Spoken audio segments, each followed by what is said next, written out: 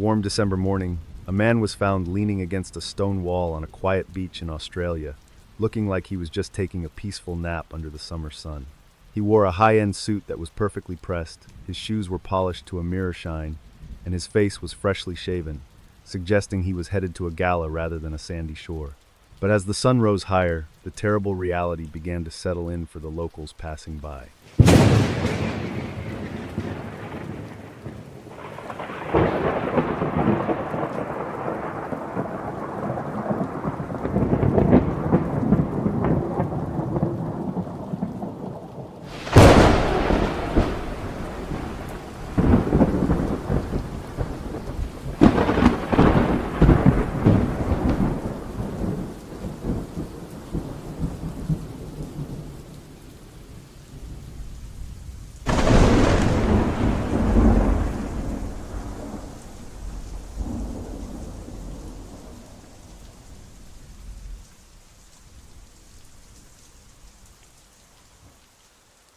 Today I'm going to tell you 12 stories with the theme of the world in shadows. But before we get into the details, if you are a fan of weird, dark, and mysterious things told in story form, please gently take the like button out for a nice steak dinner and then never call it back again. And do not forget to subscribe to our channel for more episodes. Okay, now let us get to today's stories. The first one is about a man who vanished into a mystery. It was the first day of December, 1948, at exactly 6:30 in the morning on Somerton Beach in Adelaide. The air was filled with the rhythmic slapping of the tide against the seawall and the sharp, lonely cries of seagulls circling above the dunes. A faint smell of brine and damp kelp drifted on the breeze, while the early morning light was a soft, pale gold that felt cool and refreshing against the skin of the early risers out for a walk. Now, imagine a man in his early 40s standing on a train platform in the middle of a dusty Australian afternoon. This was Carl, and he was the kind of person you would never look at twice. He was a professional electrical engineer who spent his days looking at complex diagrams and fixing the invisible currents that powered the city. He was quiet, methodical, and deeply attached to the routine of his life, which included a very specific brand of tobacco and a love for poetry. Carl lived in a small apartment that smelled of old paper and solder. Every morning, he would brew a single pot of tea, carefully toast 2 slices of bread, and read the morning news before heading to his workshop. He was a man of precision, the kind who kept his tools organized by size and his clothes folded with military sharpness. His neighbors thought of him as a ghost, a polite shadow who tipped his hat but never engaged in the idle gossip of the neighborhood. His dream was simple and yet profoundly heavy. He wanted to reconcile with his wife, who had left him after years of quiet tension. He spent his evenings writing letters that he never sent, filling pages with technical explanations of his feelings because he did not know how to use the language of the heart. He believed that if he could just find her and show her that he was still the reliable, steady man she married, the deep void in his chest would finally close up. He decided to pack a single suitcase, putting in his best suit and his most expensive pair of shoes. He took a train across the vast, arid interior of the country, watching the red earth fly by for days. During the long journey, he would sit by the window, fingering a small, half-smoked cigarette he kept in his pocket. It was a habit of his to stop halfway through a smoke to save the rest for later, a small act of thriftiness that defined his entire way of being. The city of Adelaide was bustling with the energy of a post-war summer when he arrived. He checked his heavy brown suitcase at the railway station, a move that suggested he planned to stay for only a short while before moving on to his final destination. He bought a ticket for a bus heading toward the coast, sitting near the back where he could watch the houses turn into sand dunes. He looked out at the ocean, perhaps wondering if the water could wash away his regret. He spent his final afternoon walking along the shoreline, the salt air clinging to his expensive wool coat. He stopped at a local bakery and bought a small meat pasty, eating it slowly while sitting on a wooden bench. To anyone watching, he was just another traveler enjoying the view. He was not looking for trouble or trying to hide from the law. He was just a man who had reached the end of a very long road and found that the person he was looking for was not there. The evening was exceptionally calm, the kind of night where the stars feel close enough to touch. The sound of the waves was a low, steady hum that acted like a heartbeat for the sleeping city. There was a lingering scent of blooming jasmine from the gardens nearby, mixed with the dry heat of the land. The temperature was a perfect 72 degrees, a gentle embrace that made the idea of staying outside on the sand feel like a luxury rather than a desperate choice. As the sun began to dip below the horizon, a young couple walking along the beach noticed him. He was slumped against the seawall with his legs crossed, his head resting back as if he were contemplating the stars. They whispered to each other about how strange it was for a man to be dressed so formally on the sand, but they laughed it off. They assumed he was just a bit too much into his own thoughts, or perhaps had enjoyed one too many drinks at a local pub. Hours later, another witness saw him in the exact same position. The man noticed that the formal stranger's arm was draped over the side of his body, and a cigarette was perched behind his ear. It was the same half-smoked cigarette that Carl had carried across the country. The witness felt a small prickle of unease, a sense that the silence surrounding the man was too heavy, too absolute. He told himself it was none of his business and continued his walk home. The heartbeat of the world seemed to slow down as the clock ticked toward midnight. Every rustle of the dry grass and every distant bark of a dog felt magnified in the stillness. You are the person who finds him. You are walking your dog in the early morning light when you see the figure. You walk up and tap his polished shoe, expecting a grumpy groan or a startled jump. Instead, there is only a terrifying, heavy stillness that makes the hair on your neck stand up. Now, we must look at this from the cold perspective of the investigators who arrived on the scene. When they searched the body, they found something that defied all logic. There was no wallet, no identification, and every single label on his clothing had been meticulously cut away with a sharp blade. It was as if he had tried to erase his own existence.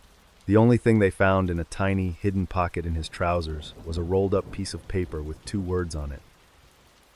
Those words were Tamam Shud, which is Persian for the end. The paper had been torn from the very last page of a rare book of poetry. This was the moment the mystery turned into a puzzle that would haunt the world for 70 years. The cause of death could not be found by any doctor of the era. His heart had stopped, but there was no sign of struggle, no trauma, and no traceable poison in his system. He had simply ceased to be, sitting right there on the public beach. The investigation stretched into months and then years, turning into a legendary cold case. They found his suitcase at the train station, filled with more clothes that had the labels removed. They found the book the paper was torn from in the back of an unlocked car. On the back of that book was a secret code that no cryptographer in the world could break. For decades, he was known only as the Somerton Man, a ghost from the Cold War who had died in broad daylight. It would take until the year 2022 for the truth to finally emerge through the power of modern science. Using a single strand of hair from the man's plaster death mask, researchers were able to build a genetic profile. They traced his family tree through thousands of cousins until they landed on a name that had been lost to time: Carl Webb. He was not a spy or a secret agent. He was just a lonely engineer whose marriage had failed and whose mind had broken. The tragedy of Carl is that he died surrounded by people who thought he was just resting. He spent his final moments in a suit that was too hot for the beach, holding on to a half-smoked cigarette that he would never finish. It is a haunting reminder that the most profound mysteries are often hidden behind the most mundane lives. He was a man who wanted to be found by one person, but instead, he became a puzzle that was studied by millions of people across the globe. In the world of forensic criminology, we often see that the most carefully constructed disguises are not meant to hide a crime, but to hide a broken heart. Carl did not cut the labels from his clothes to fool the police. He likely did it because he no longer felt like he belonged to the world that gave him those names. He was trying to strip himself down to nothing so that the pain of being Carl Webb would finally go away. He achieved a silence that lasted for a lifetime. Today, in 2026, we have tools that the officers in 1948 could never have imagined. We can now reach back through the decades and pull a name out of the darkness using the tiny blueprints of our cells. While the identity of the Somerton Man has been solved, the mystery of his final thoughts remains locked away. We now know who he was, but we will never truly know the depth of the sorrow that led him to that seawall on that warm summer night. The case of Carl Webb serves as a bridge between the world of Cold War secrets and the very real human cost of isolation. It shows us that even in a crowd, a person can be completely invisible if they have lost their sense of purpose. Now, as we leave the quiet shores of Australia behind, we must prepare ourselves for a very different kind of silence. We are moving from the sand to the deep, dark waters of the Malacca Strait, where an entire ship went quiet.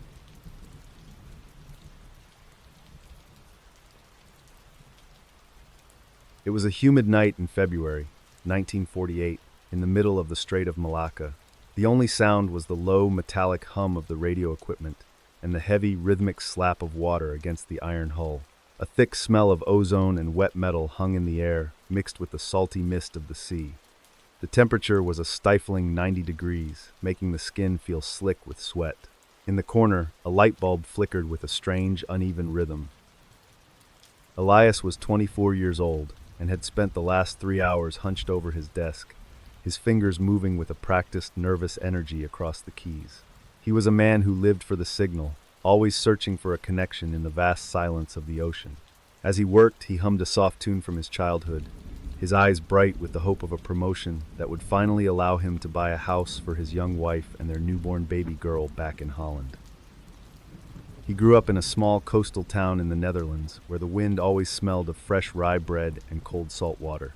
From a young age, Elias was fascinated by how a simple wire could carry a human voice across 1,000 miles of empty space. He spent his teenage years building his own transmitters out of scrap metal and old vacuum tubes. To him, the radio was not just a tool. It was a way to make the world feel a little less lonely and a little more like home. His most prized possession on this long journey was a small copper teapot he had inherited from his grandfather. It was dented and worn from years of use, but it polished up to a warm orange glow that reminded him of the fireplace in his family kitchen. Every night at exactly 10 o'clock, he would set the teapot on a small electric heater in the corner of the radio room. The soft hiss of the boiling water was the most comforting sound he knew in the middle of the sea. Elias would use that time to write long, detailed letters to his wife, Maria. He would describe the way the stars looked when the ship crossed the equator and how the coffee in the mess hall always tasted like burnt beans and diesel fuel. He never told her about the danger of the cargo or the strange, nervous energy of the captain. He only wanted her to know that he was safe and that he was counting the days until he could hold her and their daughter in his arms again. He often imagined the smell of the lavender Maria used to keep in their linen closet. It was a sharp contrast to the greasy, industrial scent of the freighter, but it helped him keep his sanity during the long weeks without land. He would close his eyes and try to conjure up the exact shade of blue of her favorite dress. These tiny, mundane details were his anchor, the things that kept him from drifting away into the overwhelming darkness of the deep ocean surrounding him. The ship itself, a Dutch freighter named the Ourang Medan, was a massive, rusting beast that groaned with every wave. It carried a heavy cargo that was kept under strict guard, and the crew was told never to ask questions about what was inside the crates. Elias did not mind the secrecy. He was paid well for his silence, and the extra money meant he could finally pay off the debts his father had left behind. He believed that his hard work would lead to a bright future.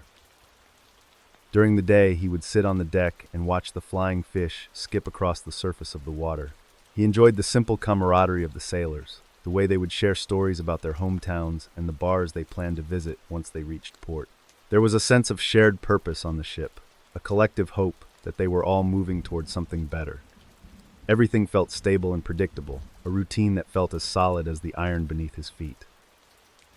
He had a habit of checking the copper teapot every hour, making sure there was enough water for his next cup.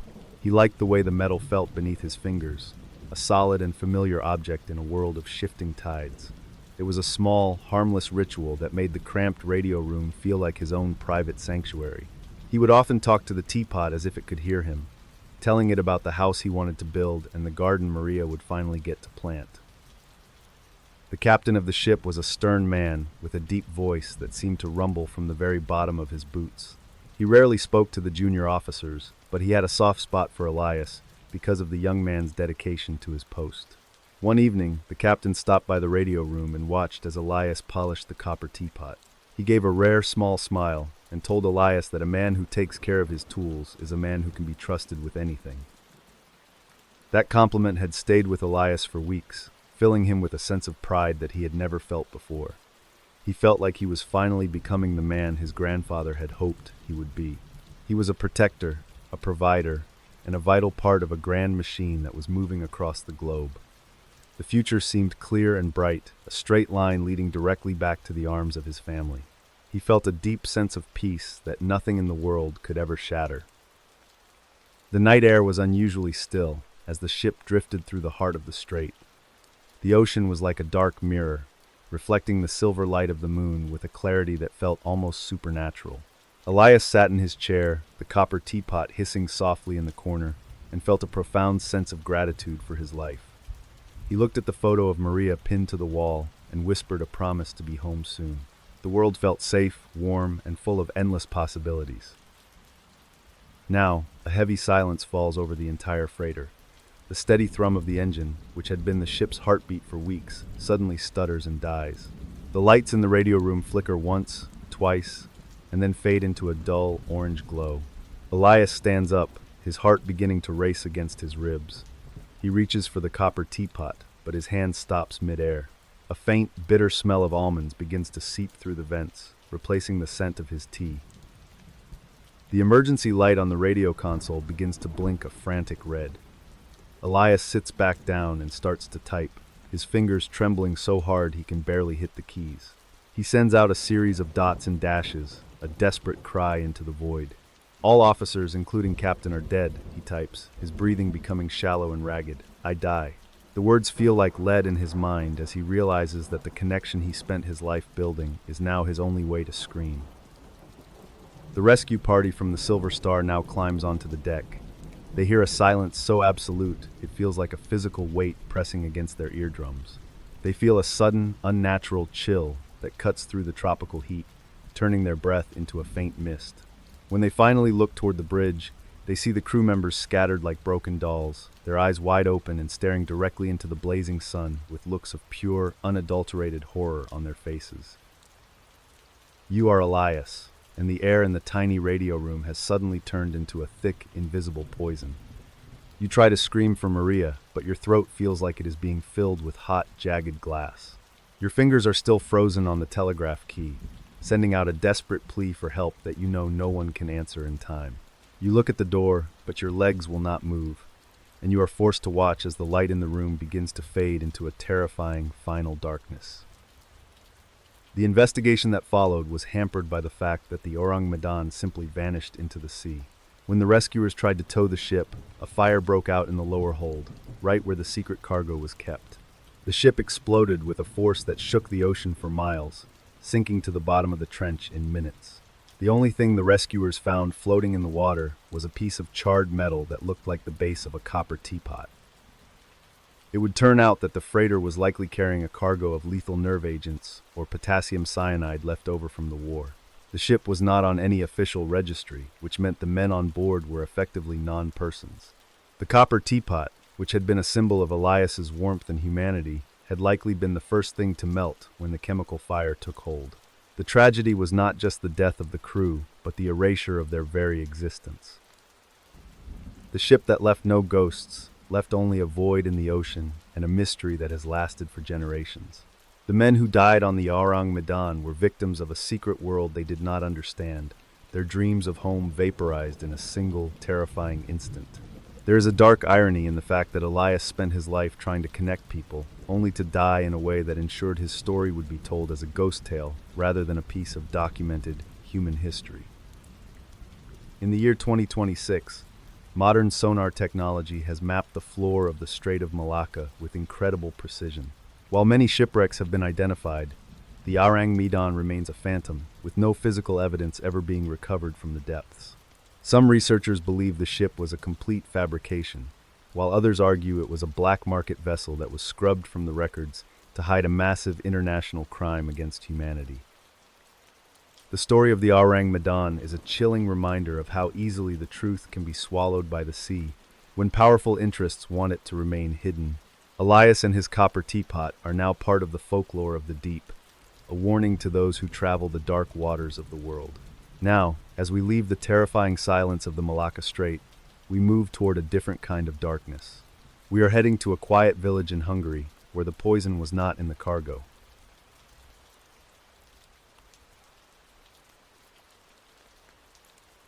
August 1947. The village of Nagyrev in Hungary was a place where time seemed to move with the heavy, slow rhythm of a summer afternoon. The only sounds were the constant, dry buzzing of cicadas in the tall grass and the occasional creak of a wooden cart being pulled down a dusty lane. The air was thick with the scent of sun-baked earth and the sweet, slightly cloying smell of overripe plums that had fallen from the trees in the orchard. The heat was a physical weight on the skin, a dry and dusty sensation that made every movement feel like an effort. The light was a blinding pale yellow that washed out the colors of the small stone cottages and turned the horizon into a shimmering haze. There was a strange, unsettling stillness in the village, a feeling of disorientation as if the ground itself was waiting for something to break the silence. Nothing seemed out of place, yet the quiet was far too absolute. Into this golden, hazy world stepped a man named Peter. He was 32 years old and had just returned from a long, brutal tour of duty on the Eastern Front. Peter was a man of few words, known for his steady hands and a gentle way with the farm animals he tended. He walked with a slight limp, a reminder of the winter he spent in a trench, but his eyes were full of a quiet determination to rebuild the life that the war had nearly taken away from him. He spent his first few mornings back home working in the small garden behind his cottage. He liked the feeling of the cool soil between his fingers and the way the morning dew felt on his face. Peter had a dream that kept him going during the darkest nights of the war. He wanted to expand his small plot of land and build a stable for a pair of horses. He imagined the sound of their hooves on the dirt and the smell of fresh hay in the summer air. Every morning, Peter would wake up early and brew a pot of chicory coffee, the steam rising in the quiet kitchen. He would sit at the small wooden table and watch his wife, Urtzi, move about the room. He loved the way she hummed to herself while she worked, and the careful way she tucked a loose strand of hair behind her ear. He felt a deep sense of gratitude that he had survived the war and could finally be a provider and a protector for the woman he loved. He was the kind of man who would stop what he was doing to help a neighbor fix a broken fence or to pull a stray calf out of a ditch. The people of the village respected him for his quiet strength and his unwavering reliability. Peter did not ask for much from the world. He only wanted a quiet life, a productive farm, and the chance to grow old in the village where he was born. He believed that the worst of his life was behind him, and the future was a field of gold. In the corner of their kitchen, hanging from a low wooden beam, was a single strip of sticky flypaper. It twisted slowly in the light breeze from the window, catching the stray insects that dared to enter the house. To Peter, it was just a mundane part of a clean home, a small detail that showed his wife's dedication to keeping their cottage tidy. He never gave it a second thought as he sat down to eat the thick vegetable soup she prepared for him every night. He often talked to Urtzi about the horses he wanted to buy. He would describe their coats and the strength of their legs with a passion that made her smile. He was a man who saw beauty in the practical and the hardworking. He spent his afternoons repairing the stone walls that marked the boundary of their land, his hands moving with a rhythmic precision. He felt a profound sense of peace as he looked out over the rolling hills of the Hungarian countryside. Urtzi would often walk out to the fields to bring him a jug of cool water and a piece of dark bread. They would sit together in the shade of an old oak tree, talking about the names they would give to their children someday. Peter felt like a lucky man, a survivor who had been given a second chance at happiness. He did not realize that the village had changed while he was away, and that a new kind of darkness had taken root in the hearts of the women of Nagyrev. The village midwife, a woman named Julia, was a respected figure who had delivered almost every child in the area. She was known for her knowledge of herbs and her willingness to help any woman in need. Peter had always found her a bit unsettling, with her sharp eyes and her silent way of moving, but he respected her position. He did not know that Julia had been teaching the wives of the village a very different kind of medicine during the long years of the war. One evening, after a long day of work in the sun, Peter sat down to dinner with a hearty appetite. The house was filled with the warm, comforting smell of roasting meat and the soft glow of a single oil lamp. The sound of the wind in the trees outside was a gentle lullaby, and the air inside the cottage was cool and inviting. Peter felt a deep sense of safety as he picked up his spoon and began to eat the delicious meal his wife had placed before him. He noticed a small, bitter aftertaste in the back of his throat, but he dismissed it as just a quirk of the seasoning. He was tired, and his body was craving the calories and the rest. He finished every bite, thanking Ötzi for her hard work before leaning back in his chair with a satisfied sigh. He felt a sudden, sharp cramp in his stomach, but he told himself it was just the result of working too hard in the heat. He decided to go to bed early and sleep it off. The darkness of the bedroom was thick and absolute. The only sound was the steady, rhythmic ticking of the clock on the mantel. You are Julia, the midwife. You stand in your small kitchen, watching the steam rise from a large pot of boiling water. You have taken dozens of strips of flypaper and soaked them until the arsenic has leached out into a concentrated liquid. You feel a sense of power as you bottle the poison, knowing you are giving the women freedom. Now, the silence of the night is shattered by a sound that comes from deep within the house. Peter hears a low, wet gurgling in his own chest. He feels a sudden, agonizing heat radiating from his stomach to his limbs. He tries to sit up, but his muscles refuse to obey his commands. He feels a terrifying, heavy paralysis taking hold of his body. He cannot see anything in the blackness, but he can hear the soft, steady breathing of his wife sitting in the chair beside him. She does not move to help him. She does not call for a doctor.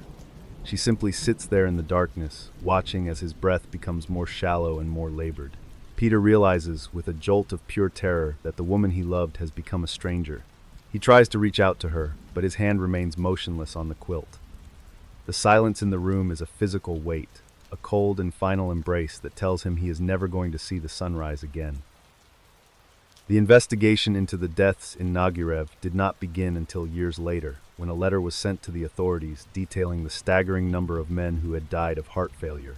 When the investigators arrived in 1947, they began the gruesome task of exhuming the bodies in the village cemetery. They found that the soil was saturated with arsenic. The cause was found right in the kitchens of the village, hidden in the mundane strips of flypaper. It would turn out that Julia had taught the women how to extract the poison to rid themselves of abusive husbands, unwanted parents, and even sick children. The anchor object, that simple piece of sticky paper, had been the source of over 300 deaths in a single community. The women had turned a tool of cleanliness into a weapon of mass murder, creating a secret society of killers that operated in plain sight for decades before justice finally caught up with them. In the world of survival psychology, we see how extreme stress and isolation can distort the moral compass of an entire group. The women of Nagyrev believed they were performing a necessary service, a way to reclaim their lives in a world that had given them no other options. They did not see themselves as monsters, but as survivors who had found a cold and efficient way to solve their problems. This shared delusion allowed the killing to continue for a generation. The trials concluded in 1947 with a series of harsh verdicts that sent shockwaves through the country. Julia and several other ringleaders were sentenced to death, while dozens of others were given life in prison. The legal ending was meant to restore order to a village that had lost its soul, but the scars remained deep in the earth. The village of Nagyrev became a symbol of the dark potential of human desperation and the cold efficiency of silent murder. Looking back from our current vantage point in 2026, sociological analysis of the Nagyrev poisonings offers a chilling look at the dynamics of femicide and domestic revolt. Modern forensic techniques have allowed historians to map the spread of the poison and the social networks that sustained the killing spree. It remains one of the most significant cases of mass murder in European history, a reminder that the most dangerous secrets are often kept by the people we trust the most in our lives. The echo of trust that was shattered in that Hungarian village serves as a bridge to another mystery born from the ruins of war. We leave behind the poisoned kitchens of Nagyrev and travel to the bombed-out streets of Berlin. There, in the shadow of a fallen empire, another kind of preservation was taking place. A discovery was about to be made in a wooden crate that would challenge the limits of the macabre and leave the world wondering about a girl in a box.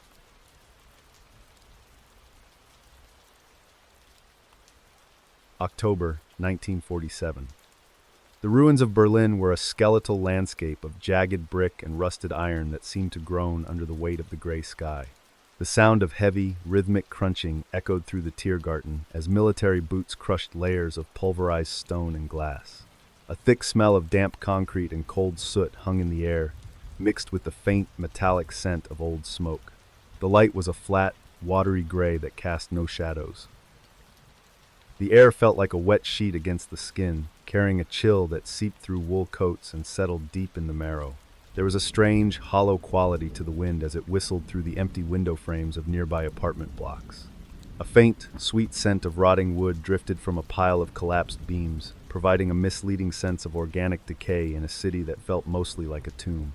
Everything was perfectly still, yet the silence felt heavy. Into this wasteland walked a man named Arthur. He was a 34-year-old corporal in the British Army, with a face that looked much older than his years. Arthur was a quiet man, known for his steady hands and his habit of carrying a small silver locket in his pocket. He was currently tasked with clearing debris from a collapsed bunker, moving blocks of stone with a methodical patience that suggested he was trying to bury his own thoughts under the heavy rubble. Back in London, Arthur had a daughter named Lily, who was just turning 7.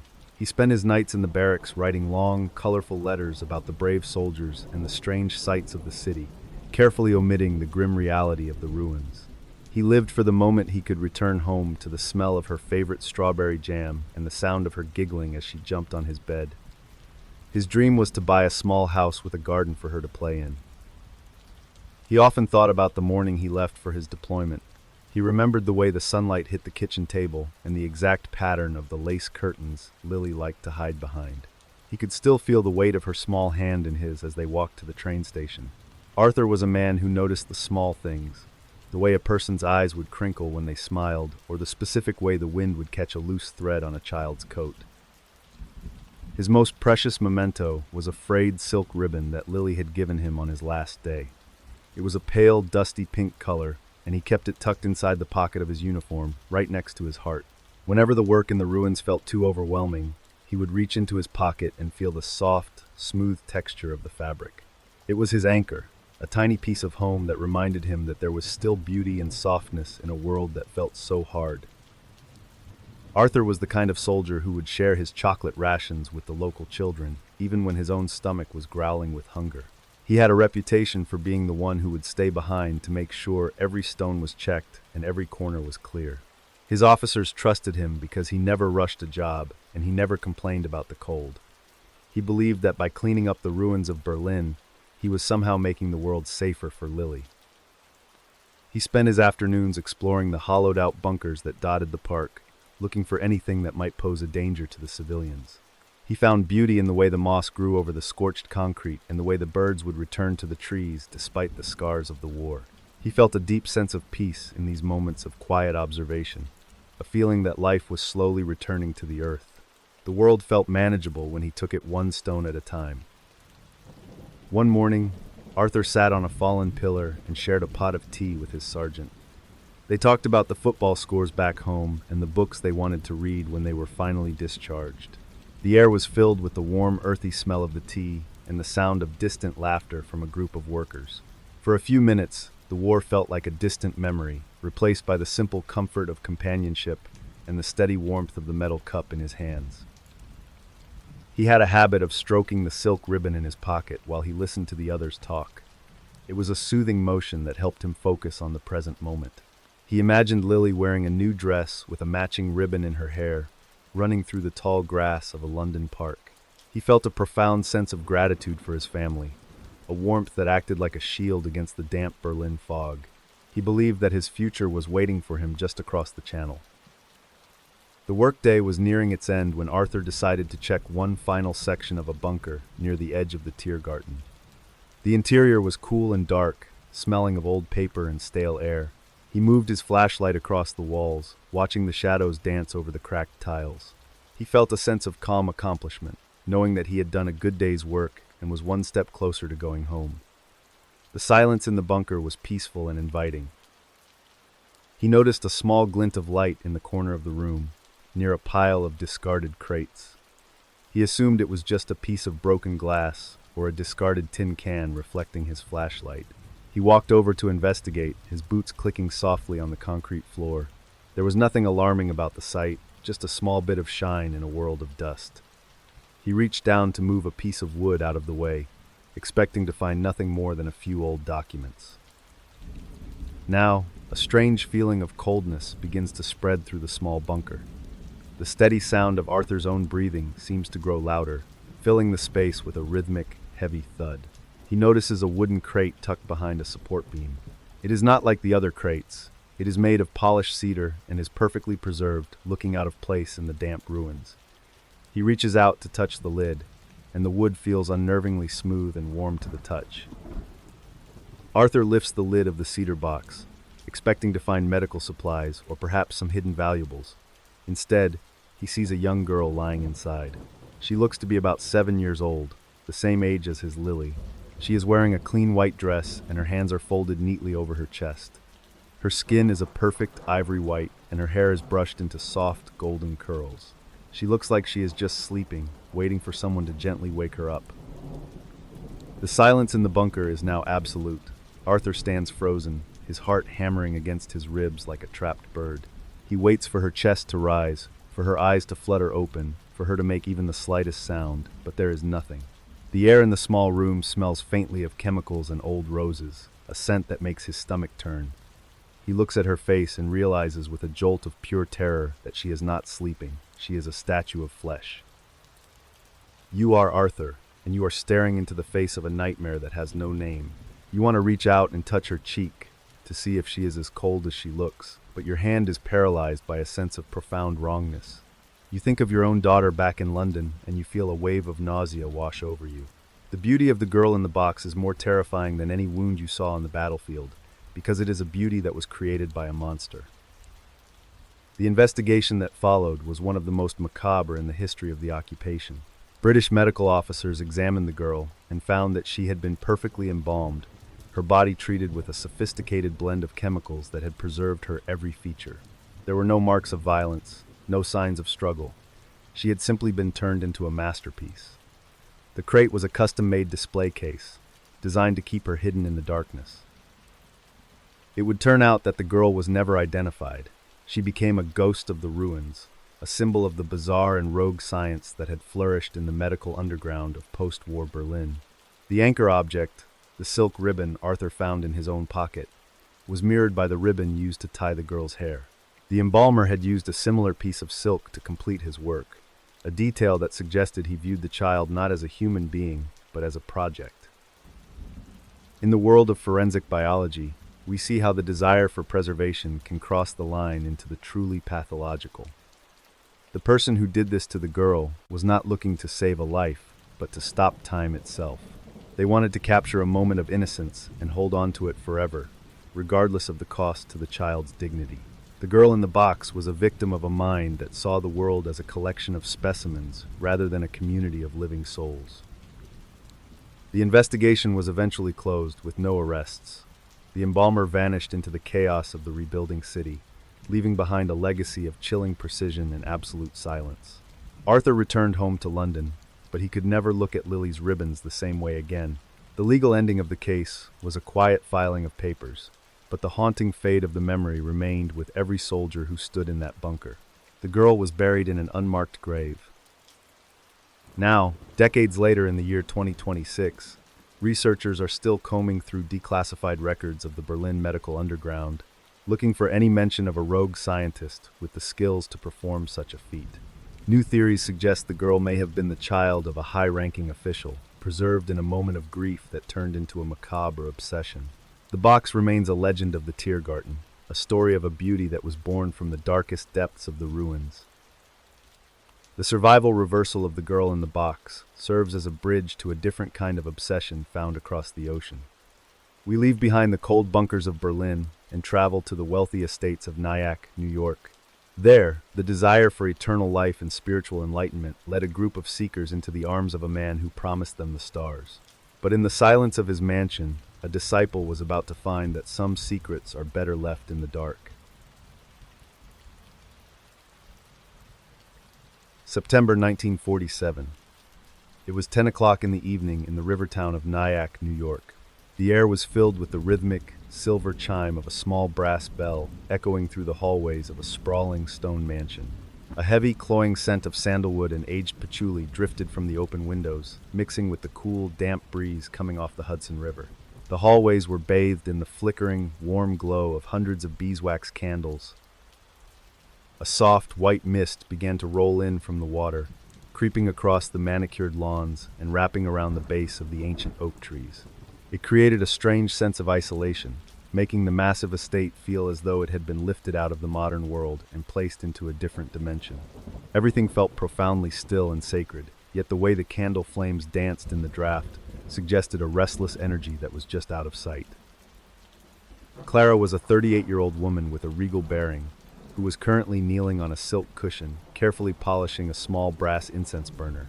She had spent most of her life navigating the sharp, judgmental circles of New York high society, but her eyes now held a quiet, distant look that suggested she had found something more meaningful than cocktail parties and diamond galas. She moved with a slow, deliberate grace that spoke of a deep internal calm.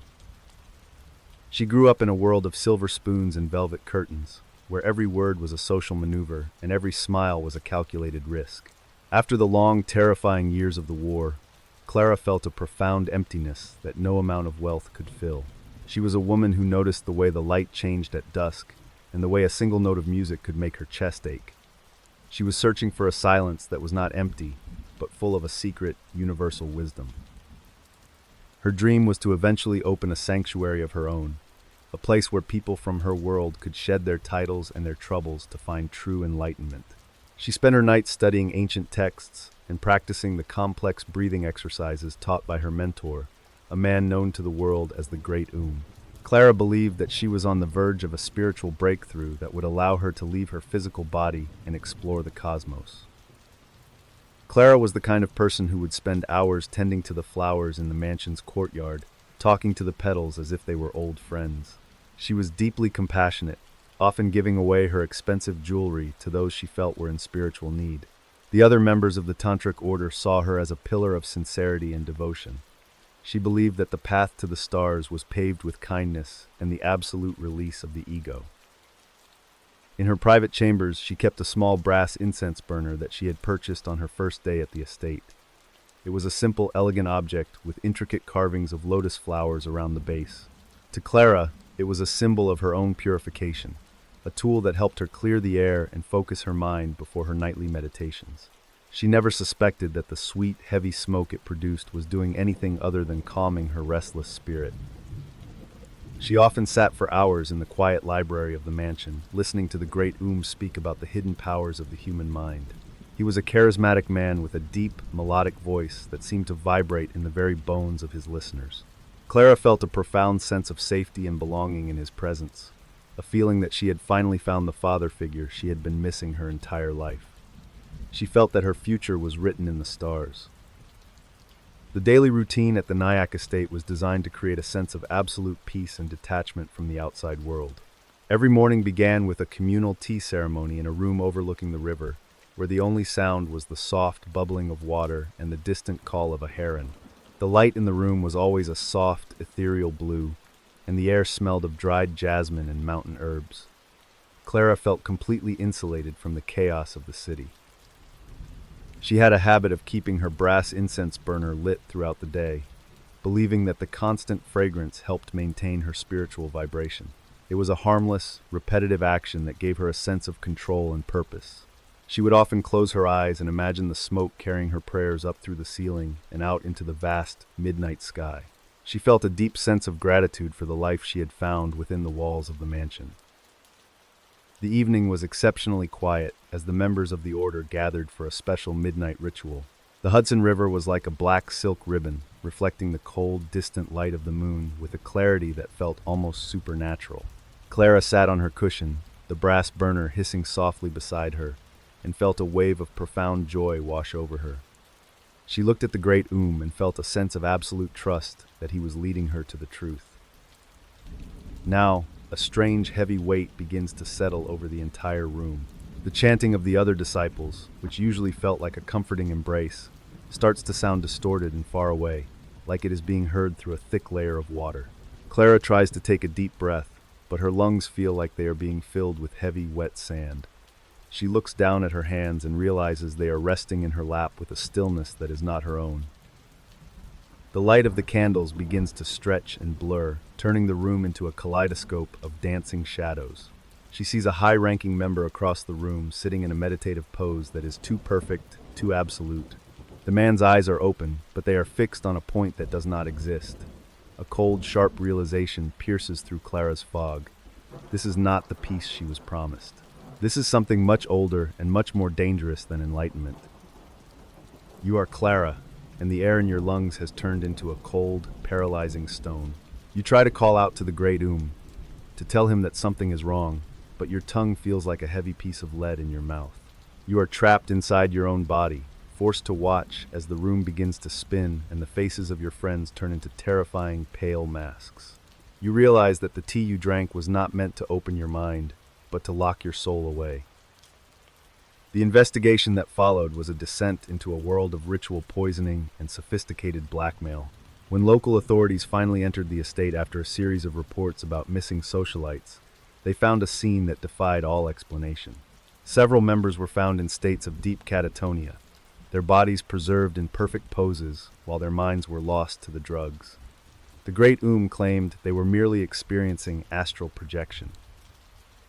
It would turn out that the cult was using a rare paralytic herb that was burned in the brass incense burners to keep the members in a state of suggestible trance. While they were incapacitated, their secrets were harvested and their bank accounts were drained to fund the great lavish lifestyle. The anchor object, the small brass burner that Clara loved so much, was the delivery system for the poison that had turned her sanctuary into a beautiful prison. In the world of survival psychology, we see how the desire for meaning can make a person blind to the most obvious red flags. Clara and the others were so desperate for a connection to something larger than themselves that they handed over the keys to their own lives. The great did not need to use force to control them. He only needed to use their own hopes and fears against them, creating a world where the truth was whatever he said it was in that moment. The aftermath of the Nyack scandal was a series of quiet legal settlements and a slow, painful decline for the tantric order. Because the cult's members included some of the most powerful families in America, the full extent of the crimes was never made public. The great died in obscurity years later, his empire of smoke and mirrors collapsing into a collection of forgotten court records. The legal ending of the case was as silent as the mansion itself. Here in the modern era of 2026, psychological analysis of post-war spiritual seeking offers a chilling look at the parallels between the Nyack cult and modern extremist groups. Researchers have used the records of the tantric order to study how charismatic leaders use sensory deprivation and ritualized behavior to break down the individual's sense of self. The story of Clara serves as a warning that the most dangerous traps are the ones we walk into with our eyes closed. The tragedy of the great disciples is a haunting reminder that the search for light can sometimes lead us directly into the heart of the darkness. Clara's dream of a sanctuary became a nightmare of chemical control, leaving her a ghost in her own life. Now, as we leave the quiet, poisoned halls of the Nyack estate, we must prepare for a very different kind of power. We are moving from the occult shadows of New York to the blinding neon lights of the Nevada desert. There, a man was building a city of dreams out of nothing but sand and ambition. But as he looked out over the horizon, he did not see the stars. He saw the barrel of a gun. June 20th, 1947. It was 10:45 in the evening in a quiet, wealthy corner of Beverly Hills, California. The sound of a rhythmic clicking lawn sprinkler echoed across the manicured grass, a steady heartbeat in the night. A thick, sweet scent of blooming jasmine and expensive cigar smoke hung in the air. The temperature was a balmy 75 degrees, a soft heat that felt like a velvet blanket on the skin. A single, distant car backfired, a sharp sound that felt slightly out of sync with the neighborhood. Inside a Spanish-style mansion, a man named Benjamin, though the world knew him as Bugsy, was lounging on a floral-patterned sofa. He was 41 years old and possessed a sharp, magnetic energy that could turn a room cold with a single glance. He was currently leaning over a coffee table, his fingers tracing the headlines of a newspaper as he hummed a jazz tune. He looked like any other successful businessman relaxing after a long day of meetings, his expensive silk shirt unbuttoned at the collar and his feet resting on the rug. Benjamin grew up in the rough streets of Brooklyn, a place where the air always smelled of coal dust and salt water. He was a man who understood that power was something you had to grab with both hands and never let go. As a young boy, he watched the wealthy men in their fine suits and promised himself that one day he would be the one giving the orders. He was brilliant, ruthless, and possessed a vision that stretched far beyond the narrow alleys of his childhood. He wanted to build something that would last forever. His dream was located in a patch of empty, sun-scorched sand in Nevada. He called it the Flamingo, and to him, it was more than just a hotel. It was a masterpiece of neon and luxury. He spent his days obsessing over the color of the carpets and the quality of the marble in the lobby. Benjamin believed that he was creating a sanctuary in the desert, a place where people could escape the gray reality of the post-war world. He saw himself as a pioneer, a man who could turn dust into gold with nothing but his own willpower. He was the kind of man who would spend thousands of dollars on a single orchid for a woman he admired. He had a reputation for being a loyal friend, provided you never crossed the line he drew in the sand. Benjamin loved the finer things in life, from the weight of a gold watch on his wrist to the perfectly balanced flavor of a rare steak. He believed that the world was his for the taking, and for a long time, it seemed like he was right. He walked with a confidence that bordered on a total defiance of his own mortality. In the mornings, he had a habit of sitting by the window with a fresh newspaper and a cup of black coffee. He would scan the financial pages, looking for any sign that his investments in the desert were starting to pay off. To Benjamin, the newspaper was a symbol of his place in the world, a daily confirmation that he was a man of consequence. He never suspected that the same paper would one day carry a story that would mark the end of everything he had built. He felt completely safe in the quiet luxury of his girlfriend's home. He often talked about the grand opening of the Flamingo as if it were a coronation. He would describe the way the lights would reflect off the swimming pool and the sound of the famous singers who would grace his stage. Benjamin was a man who lived in the future, always looking toward the next big score and the next beautiful thing.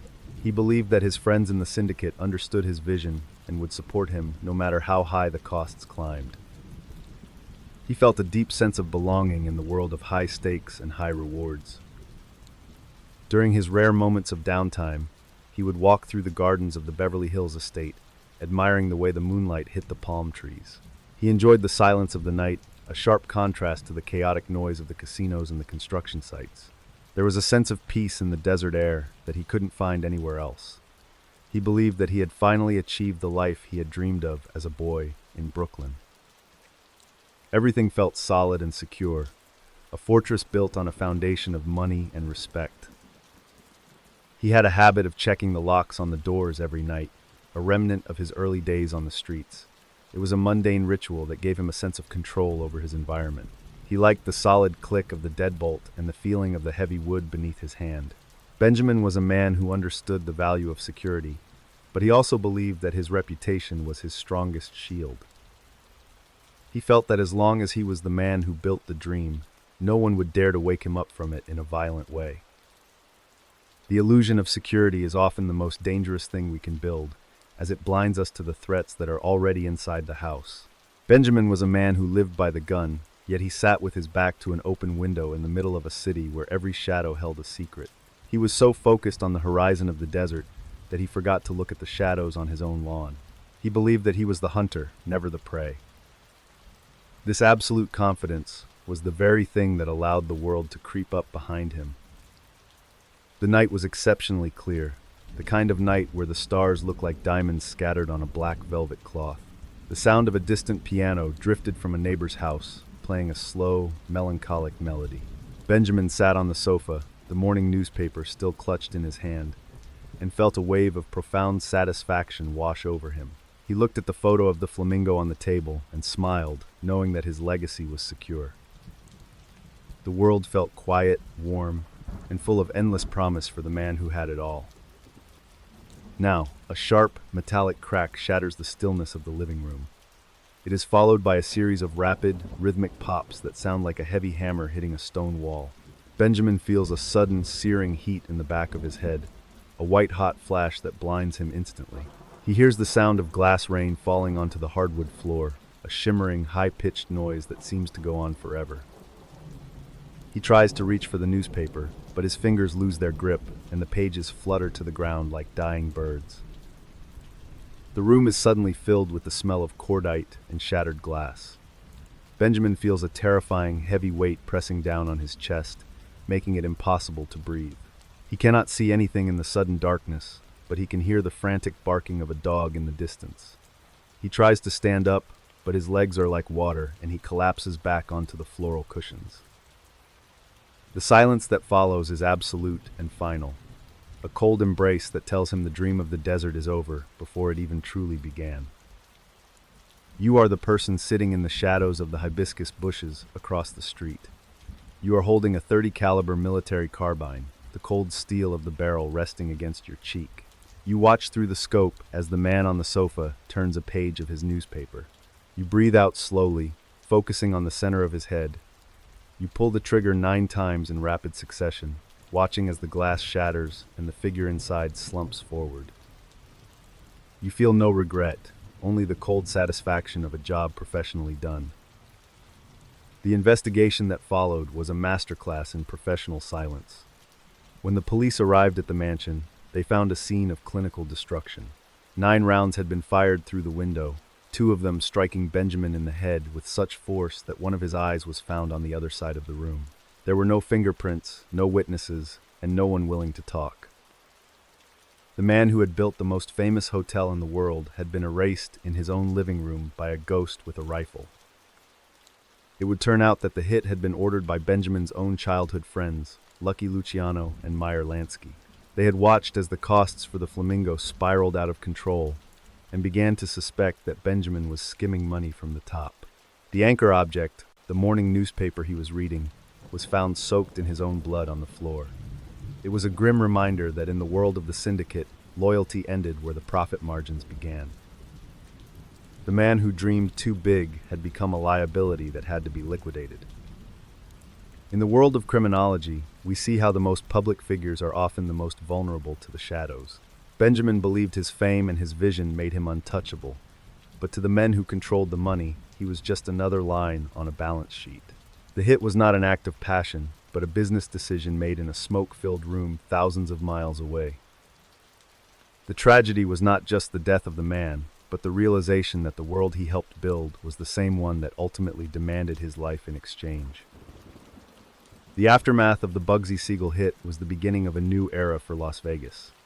Within minutes of his death, mob associates walked into the Flamingo and took control of the operations. The hotel went on to become a massive success, exactly as Benjamin had predicted, but his name was scrubbed from the history of the desert for years. The legal ending of the case was a complete dead end, as no one was ever charged with the murder.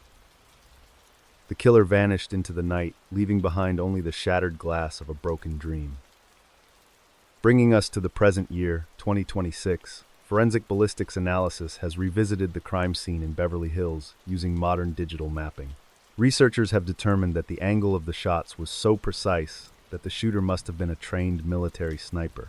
This supports the long-held theory that the hit was a coordinated effort involving high-level professional assassins.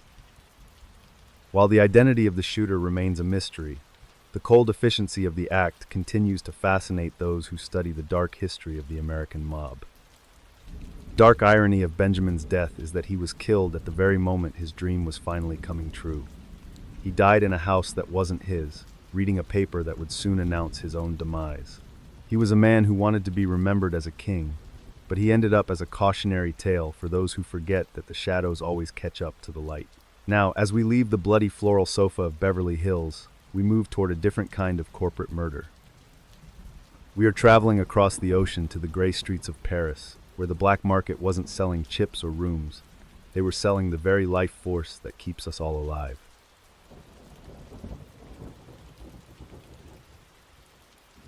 November 1947. It was 4 o'clock in the morning in the dark, rain-slicked streets of Paris, France. The only sound was the rhythmic, metallic rattle of a heavy iron trolley being pushed over uneven cobblestones. A thick, suffocating smell of industrial antiseptic, mixed with the sour stench of cheap red wine, hung in the damp air. The light from the street lamps was a sickly, flickering yellow that barely cut through the freezing fog. A tiny air bubble moved slowly through a glass tube, a small and silent warning of the disaster that was waiting in the shadows. Julien was 29 years old and walked with a heavy, shuffling gait that made him look like a man twice his age. He was currently standing in a dim alleyway behind a local clinic, his hands shoved deep into the pockets of a frayed wool coat that offered little protection against the biting wind. He was a man of quiet dignity who had once been a skilled carpenter, but the war had left him with nothing but a set of scarred hands and a young daughter who was counting on him for her next meal. He lived in a cramped, one-room apartment in a building that smelled of damp wood and old cooking grease. Every morning, Julian would watch his daughter Camille sleep on a pile of thin blankets, her small face pale and thin from a lack of proper nutrition. He was a man who noticed the way her ribs had begun to show, and the way her once bright eyes had become clouded with a constant, nagging hunger. He felt a profound sense of failure that he could not provide even the most basic necessities for his only child. His dream was to one day return to his workshop and smell the fresh scent of sawdust and beeswax once again. He imagined building a sturdy oak bed for Camille, one that would keep her off the cold floor and give her the comfort she deserved. Julian was a man who found beauty in the grain of a piece of wood and the way a well-made joint would snap perfectly into place. He believed that if he could just get through these dark months of the post-war winter, he could find a way to rebuild their lives.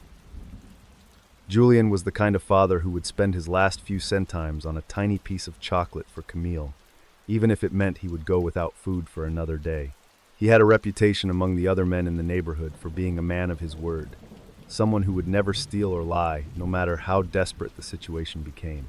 He believed that his integrity was the only thing the war had not been able to take from him. He walked through the gray streets of Paris with his head held high. In the pocket of his coat, he carried a heavy glass vial stopper that he had found on the floor of a medical warehouse, where he occasionally found work as a day laborer. It was a smooth, cold object that felt solid and permanent in a world that felt like it was constantly falling apart.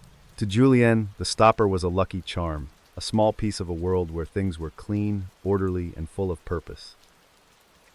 He would often roll it between his fingers when the hunger pains in his stomach became too sharp to ignore. He often sat on the banks of the Seine, watching the dark water flow toward the sea, and thinking about the Paris he used to know. He remembered the sound of the street performers and the smell of fresh baguettes wafting from the bakeries on every corner. Julien was a man who lived in his memories, using the warmth of the past to shield himself from the freezing reality of the present. He believed that the city would eventually heal, and he wanted to be there to see the lights come back on in the windows. During his long walks through the city, he would often see advertisements for blood donations at the local hospitals. The signs promised a small amount of cash and a glass of wine for those willing to give a pint of their life force to help the sick and the wounded.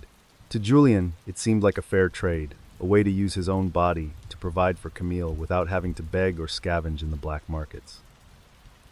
He felt a sense of pride in knowing that his blood could save a life while also buying milk for his daughter.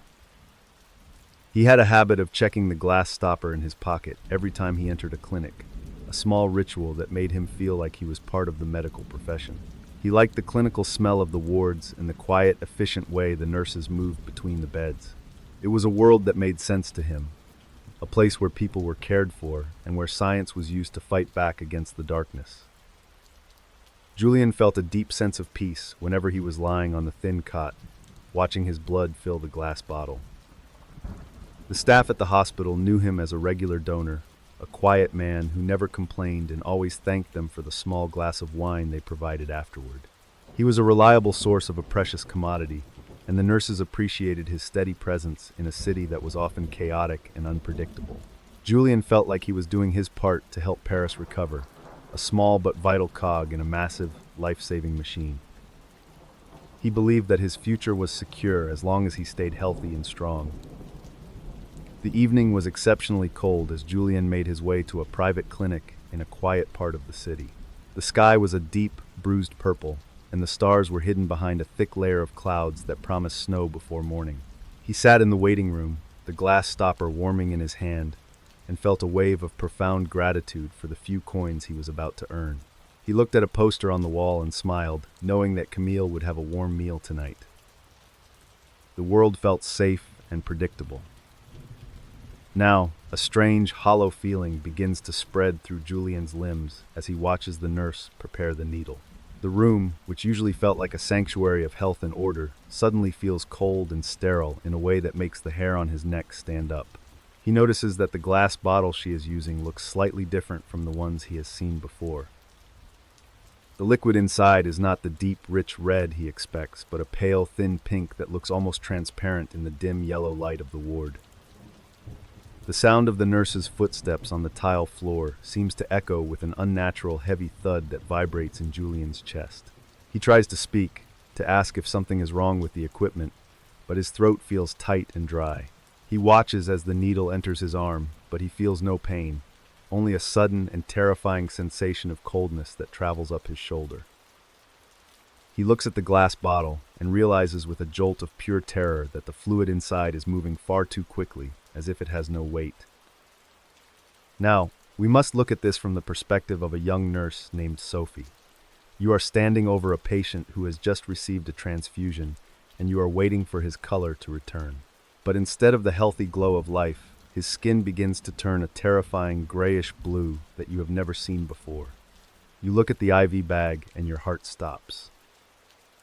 The blood inside looks watery and thin, and you realize with a wave of cold horror that someone has tampered with the very medicine you are using to save him.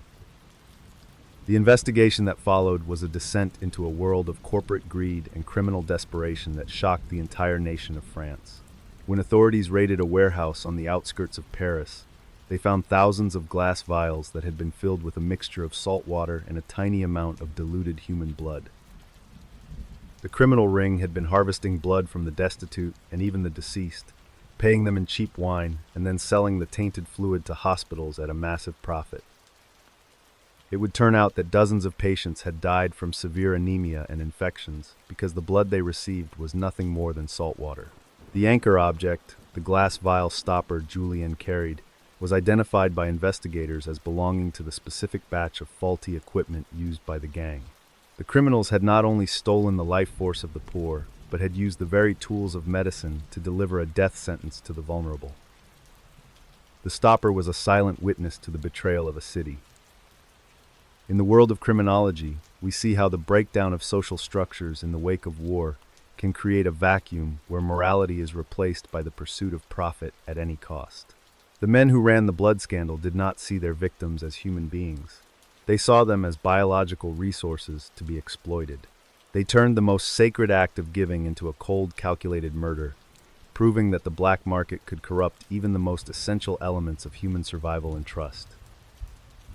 The aftermath of the 1947 scandal led to a series of high-profile trials that resulted in severe prison sentences for the leaders of the criminal ring.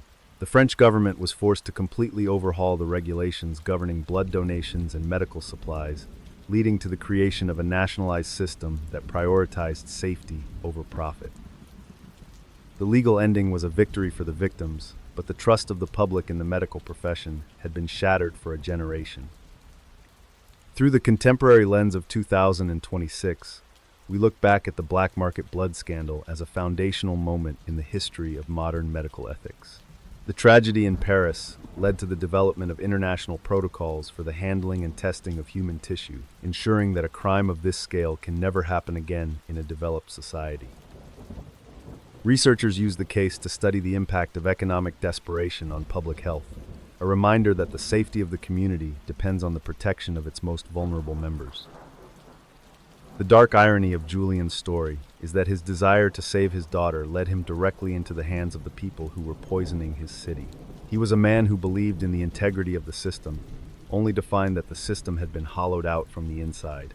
Now, as we leave the gray, antiseptic wards of Paris, we move toward a different kind of power struggle. We are traveling to the tropical heat of Burma, where the future of a nation was being decided in a room full of teak and shadows. There, a group of leaders was working to build a new world out of the ruins of an empire. But they were about to find that the price of freedom is often paid in the very blood they were trying to protect. July 19th, 1947. It was exactly 10:37 in the morning in the city of Yangon, Burma. The air was thick with the heavy, rhythmic hum of a spinning ceiling fan and the scent of damp teakwood mixed with the fragrance of tropical rain. The light was a soft, filtered green that spilled through the arched windows, illuminating the dust motes dancing in the humid air. The temperature was a sweltering 89 degrees, making the skin feel damp. In the middle of this quiet room sat a man named Aung San. He was only 32 years old, yet his face carried the weight of an entire nation's future. He was a man of intense focus, known for his sharp intellect and his absolute refusal to compromise on the dream of a free and independent Burma. He was currently hunched over a heavy wooden desk, his hand moving with a steady, practiced grace as he signed a series of documents that would change history forever. Aung San grew up in a small village where the air always smelled of dry earth and jasmine. As a young boy, he spent his afternoons reading books under the shade of a banyan tree, dreaming of a world where his people were no longer subjects of a distant empire. He was a brilliant student who understood that the true power of a leader lay not in the strength of his sword, but in the clarity of his vision. He wanted to build a nation where every voice was heard and valued. He spent his early 20s as a student activist, organizing protests and writing pamphlets that called for the end of colonial rule. He was a man who noticed the small details of his surroundings, the way the sunlight hit the golden pagodas at dawn, and the specific sound of the wind through the palm fronds. He believed that the beauty of his country was worth any sacrifice, and he spent years in exile and in hiding, always moving toward the goal of a sovereign Burma. His dream was to finally sit down at a table with the leaders of the world as an equal, a representative of a proud and free people. He spent his nights studying the constitutions of other nations, looking for the best way to unite the diverse groups that made up his homeland. Aung San was a man of deep integrity, someone who would rather go without food than accept a bribe or compromise his principles. He believed that the future of Burma was a bright, rising sun. Aung San was the kind of father who would spend his limited free time playing on the floor with his 3 young children, his laughter echoing through the small house. He had a reputation for being a humble man, often seen wearing a simple, traditional sarong and a worn cotton shirt. He loved the simple comforts of his family life, from the taste of a home-cooked meal to the feeling of his daughter's hand in his. He believed that his love for his family was his greatest strength. In the pocket of his jacket, he always carried a silver fountain pen that had been a gift from a close friend during his time in London. It was a heavy, elegant object with a smooth nib that glided across the paper like silk. To Aung San, the pen was a symbol of his transition from a soldier to a statesman, a tool that he would use to write the new laws of his country. He would often polish the silver until it shone, a small ritual that gave him a sense of order. He often talked to his wife, King Ki, about the schools he wanted to build and the hospitals that would finally provide care for the poor. He would describe the modern infrastructure he envisioned for Yangon, with a passion that made her eyes fill with tears of pride. Aung San was a man who lived in the future, always looking toward the next milestone of the independence movement. He believed that the hardest part of the struggle was finally over, and the peace was secure. During his morning meetings, he would often sit by the window and watch the busy streets of Yangon, admiring the resilience of his people. He enjoyed the quiet dignity of the Secretariat building, a massive red brick structure that felt like a fortress of hope in the middle of the city. There was a sense of profound purpose in the hallways, a feeling that every person inside was working toward a common goal. He believed that he had finally achieved the life he dreamed of. He had a habit of checking the ink level in his fountain pen every hour, a mundane task that helped him stay focused during the long, exhausting cabinet meetings. He liked the steady, predictable weight of the pen in his hand and the way the dark blue ink looked on the crisp white paper. Aung San was a man who understood the value of preparation, but he also believed that his work was his best protection. He felt that as long as he was serving his country, he was safe. The cabinet room was exceptionally peaceful that morning, with the 7 ministers gathered around a large teak table to discuss the upcoming elections. The sound of the tropical rain on the roof was a gentle, soothing melody that seemed to wash away the tension of the previous weeks. Aung San sat at the head of the table, his silver fountain pen resting beside him, and felt a wave of deep satisfaction. He looked at his colleagues and saw the future of Burma in their eyes. Now, a strange, heavy sound begins to echo through the hallway outside the cabinet room. It is a rhythmic, metallic clatter that sounds like a group of men running with heavy equipment. Aung San looks up from his notes, his brow furrowing in confusion, as he realizes that the sound is coming from within the building. He hears the frantic shouting of a guard, followed by a sudden, terrifying silence that seems to stretch on for an eternity in the humid, still air. The silence is shattered by the sound of boots kicking open the heavy teak doors. Aung San stands up, his hand reaching for the silver fountain pen as if it could somehow protect him from the violence that is about to erupt. He sees a group of men in military uniforms bursting into the room, their faces hidden behind masks. He feels a sudden, sharp prickle of unease as he notices that the weapons they are carrying are British-made Bren guns, heavy and lethal in the light. Now, the air in the room is suddenly filled with the deafening rattle of automatic fire. Time seems to slow down as Aung San watches the brass shells ejecting from the guns, their metallic shine reflecting the green light from the windows. He hears the sound of wood splintering and glass shattering as the bullets tear through the room. He feels a sudden, searing heat in his chest, a white-hot flash that makes the room spin and turn a dark, terrifying shade of red. You are the junior clerk sitting at a small desk in the corner of the room. You dive under the heavy table as the shooting begins, your heart hammering against your ribs like a trapped bird. You see the polished boots of the gunmen move past your hiding spot, and you hold your breath until your lungs feel like they are going to burst. You watch as the men walk out of the room with a cold, clinical efficiency, leaving behind a silence that is more terrifying than the noise. The investigation that followed was a descent into a world of political rivalry and international intrigue that changed the trajectory of Burmese history. When the police searched the scene, they found Aung San and 6 of his ministers lying around the teak table, their bodies riddled with bullets. The silver fountain pen was found on the floor, its nib bent and the dark blue ink leaking out in a large, messy puddle that looked like a deep and symbolic wound on the wood. It would turn out that the assassination had been orchestrated by a political rival named Yu Saw, who hoped to seize power before the country officially gained its independence from Britain. Yu Saw had used his own private paramilitary force to carry out the hit, believing that by removing the father of the nation, he could step into the vacuum. The anchor object, the silver pen, was a grim reminder that the tools of peace were no match for the weapons of cold ambition. In the world of survival psychology, we see how the illusion of safety within a formal structure can make leaders vulnerable to outside threats. Aung San believed that the sanctity of the cabinet room and the respect for his position would protect him from harm. He did not realize that for men like Yu Saw, the rules of the game were only a distraction. This misplaced trust allowed the gunman to walk directly into the heart of the government and execute its future.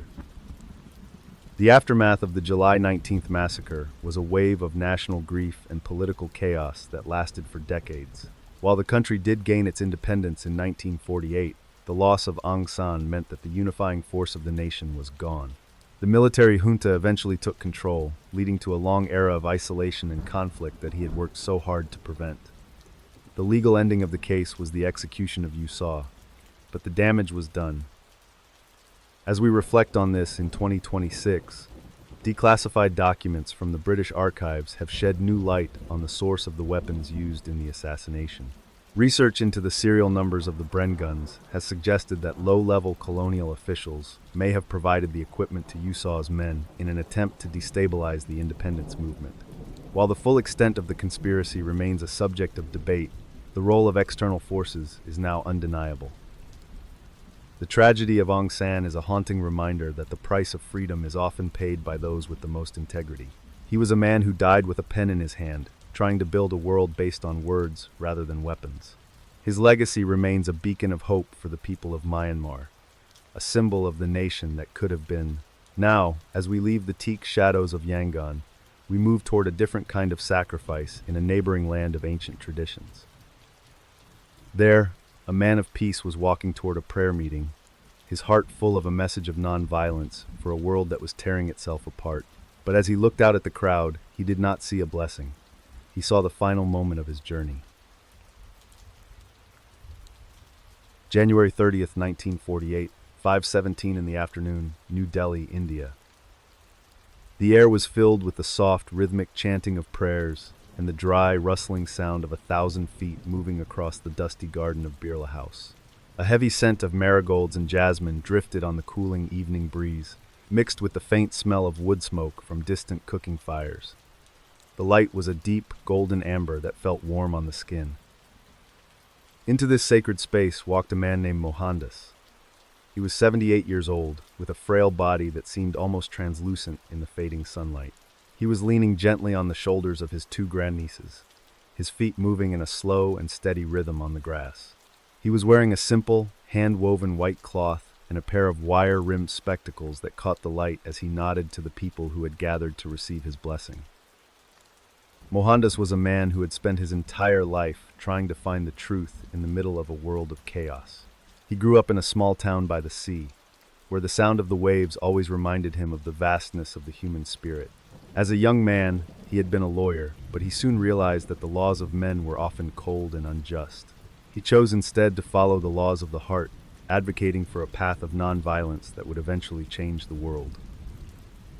Every morning, he would wake up before the sun and spend hours spinning cotton on a simple wooden wheel.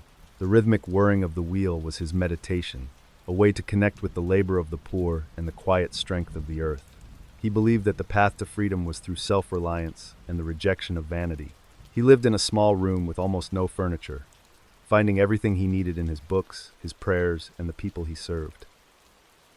He was the kind of person who would stop a major political meeting to listen to the concerns of a frightened child. His empathy was not a performance. It was a deeply ingrained part of his soul that recognized the divinity in every living thing. He had a reputation for being able to reach across the widest divides, using the power of truth and love to melt the hardest hearts. He believed that his life was a message of peace that would echo through the generations. One of his most endearing habits was the way he wrote letters to his friends and followers. He used every scrap of paper he could find, writing in a small and neat hand that was full of wisdom and humor. He often joked about his own physical weakness, calling himself a bag of bones that was held together by nothing but willpower. He was a man who found joy in the simple things, like the taste of a fresh orange or the sound of the birds at dawn in the trees. He spent his final weeks walking through the riot-torn streets of the country, trying to bring comfort to those who had lost everything in the violence of the partition. He would sit with people who were filled with hate and listen to their stories until their anger turned to tears. He believed that the only way to heal a broken nation was through the radical act of forgiveness. He felt a deep sense of purpose as he moved toward the goal of a united and peaceful India. His most constant companion was a pair of wire-rimmed spectacles that he had worn for decades. They were thin and delicate, often sliding down his nose as he spoke with passion about the future. To Mohandas, the spectacles were his window to the soul of his people, allowing him to see the pain and the potential in every face he encountered. He never suspected that they would one day capture the image of the man who would take everything away from him in a garden. During his afternoon walks, he would often talk to his grandnieces, Abha and Manu, about the world he wanted to leave behind for them. He would describe a country where the walls of caste and religion had been torn down and replaced by the bridges of brotherhood. He was a man who lived in the light of his own ideals, always pushing himself to be a better person and a more faithful servant of the truth. He believed that the future was a garden where everyone could walk in peace. He had a habit of checking the time on a small pocket watch that was tucked into his waist, making sure he was never late for the prayer meeting. He liked the steady, predictable ticking of the clock and the way it kept him grounded in the present moment. Mohandas was a man who understood the value of time, but he also believed that his work was eternal. He felt that as long as he was walking the path of nonviolence, he was shielded by a power greater than himself. The garden of Birla House was exceptionally peaceful as the sun began to dip below the horizon. The sound of the birds in the trees was a gentle, soothing melody that seemed to wash away the noise of the city. Mohandas walked slowly toward the raised wooden platform, his heart full of the prayers he was about to lead. He looked at the hundreds of faces in the crowd and felt a wave of profound love for his people. The world felt quiet, warm, and full of infinite grace. Now, a strange, heavy tension begins to settle over the garden. The chanting of the prayers, which usually felt like a soft breeze, starts to sound tight and anxious, as if the air itself is holding its breath. Mohandas notices a man stepping out of the crowd, dressed in a simple khaki jacket. He assumes the man is coming forward to offer a traditional bow of respect. He smiles and brings his hands together in a gesture of greeting, his eyes bright behind his glasses. The sound of the man's footsteps on the dry grass seems to echo with an unnatural, heavy thud that vibrates in the chest of every person watching. The man does not bow. Instead, he reaches into his jacket and pulls out a small, black semi-automatic pistol. Mohandas looks at the weapon and then back at the man's face, and he sees a look of cold, calculated determination that has no place in a garden of prayer. He realizes that the violence he feared has finally found him. Now the air in the garden is suddenly shattered by three sharp, rhythmic reports. Time seems to slow down as the bullets strike the frail body of the old man. Mohandas feels a sudden, searing heat in his chest, a white-hot flash that makes the garden spin and turn a dark shade of red.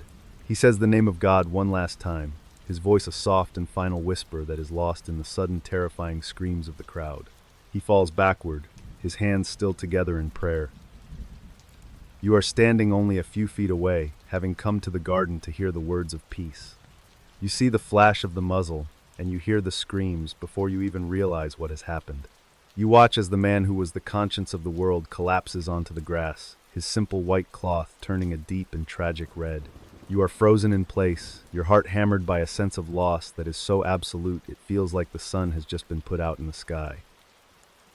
The investigation that followed was a descent into a world of religious nationalism and cold-blooded conspiracy.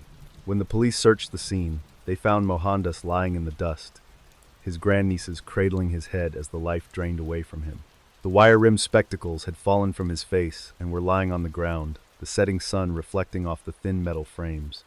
They were a silent witness to the moment the dream of non-violence was tested by fire. It would turn out that the assassin, Nathuram Godse, had planned the hit for months with a group of co-conspirators.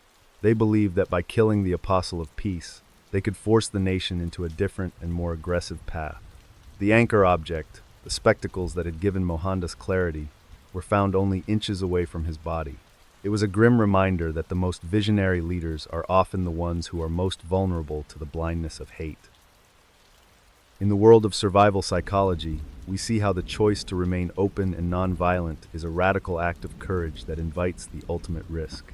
Mohandas knew that his life was in danger, but he refused to hide behind armed guards or stone walls. He believed that his message would be hollow if he lived in fear. This absolute commitment to his principles meant that he walked into the garden with his heart exposed, proving that true strength is not found in armor. The aftermath of the January 30th assassination was a global wave of grief that transcended all borders of nationality and religion. Millions of people gathered to watch the funeral procession, their tears watering the dust of the city he loved. The legal ending of the case was the execution of Godse and his co-conspirator, but the impact of the crime was a permanent scar on the soul of India. The man was gone, but his message of nonviolence became an immortal light. Jumping ahead to our current timeline, in 2026, we see the global impact of the philosophy of nonviolence in every movement for justice and human rights around the world. Researchers use the life and death of Mohandas to study the power of civil disobedience and the psychology of peaceful resistance. His spectacles are now kept as a sacred relic, a reminder that one person with a clear vision can move an entire world toward the light, even in the darkest hours of human history. The warm tribute to the life of Mohandas serves as a bridge to a different kind of struggle for the truth. We leave behind the dusty gardens of New Delhi and travel to the Mediterranean coast of Greece. There, a reporter was trying to find the story behind a bloody civil war, only to find himself caught in a web of international intrigue and professional betrayal. He was about to find that in the world of power, the truth is often the most dangerous cargo of all.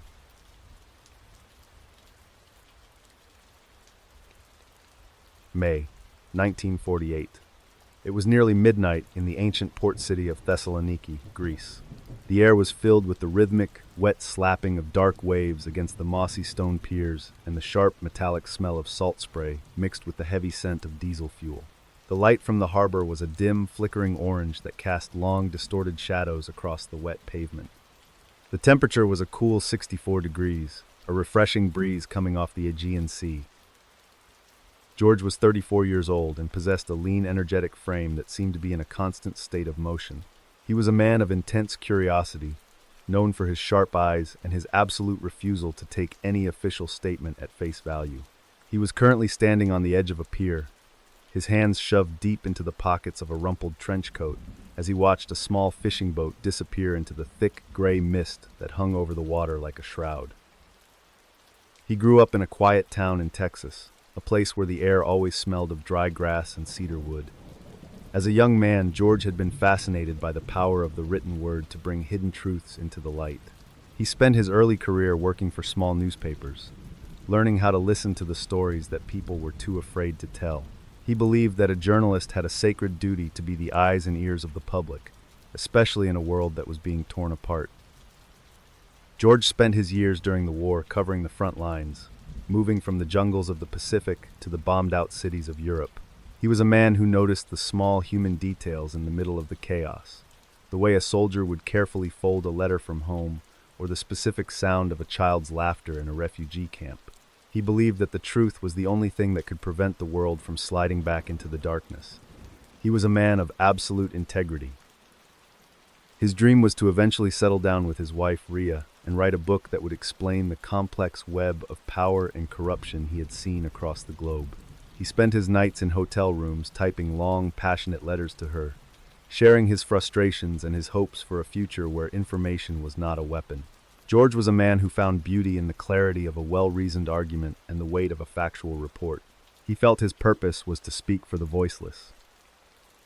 He was the kind of reporter who would travel hundreds of miles into dangerous territory just to get a 5-minute interview with a source that everyone else had dismissed.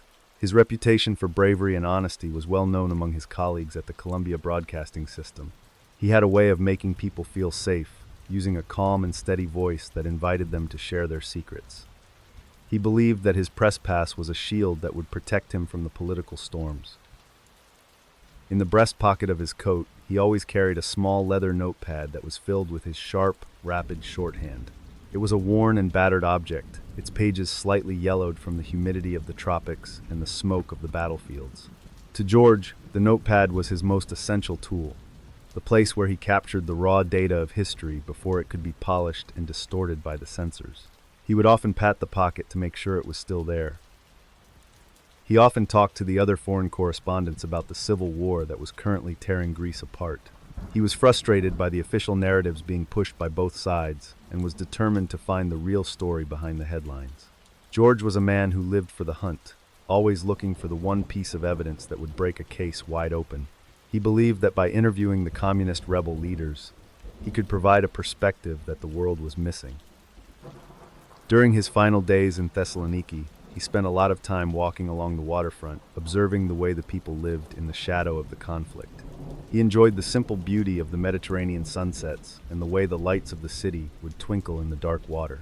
There was a sense of profound history in the streets, a feeling that he was witnessing a new chapter in an ancient story. He believed that he was on the verge of a major breakthrough in his investigation. He had a habit of checking the time on a heavy silver wristwatch, making sure he was ready for the secret contacts he had been making in the local cafes. He liked the steady, predictable ticking of the watch and the way it kept him grounded in a world that felt increasingly unpredictable. George was a man who understood the value of timing, but he also believed that his status as an American journalist made him untouchable. He felt that as long as he was pursuing the truth, he was safe. The evening was exceptionally still as George walked toward a meeting he hoped would finally lead him to the rebel headquarters. The sky was a deep ink black, and the stars were hidden behind a thick bank of clouds that promised a heavy rain before morning. He stood on the pier, the leather notepad resting against his chest, and felt a wave of professional excitement wash over him. He looked out at the dark horizon and smiled, knowing that he was about to get the story of a lifetime. Now a strange, heavy sound begins to echo from the shadows of a nearby warehouse. It is a soft, rhythmic thud that sounds like a group of men moving quietly through the darkness. George turns his head, his eyes narrowing as he tries to see through the thick fog. He hears the sound of a boat engine idling nearby, its low hum vibrating in his chest. He feels a sudden, sharp prickle of unease as he realizes that the men approaching him are not the contacts he was expecting to find. The silence of the harbor is shattered by a sudden, violent movement. George tries to turn back toward the street, his hand reaching for the leather notepad as if it could somehow act as a weapon.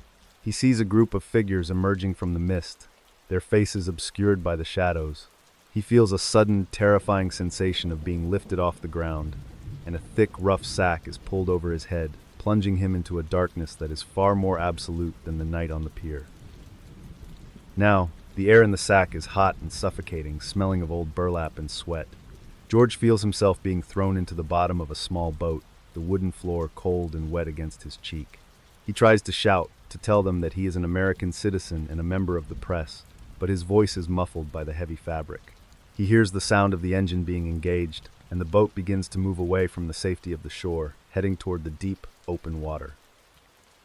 You are George Polk, and your hands are being tied behind your back with a thick, coarse rope that bites into your wrists.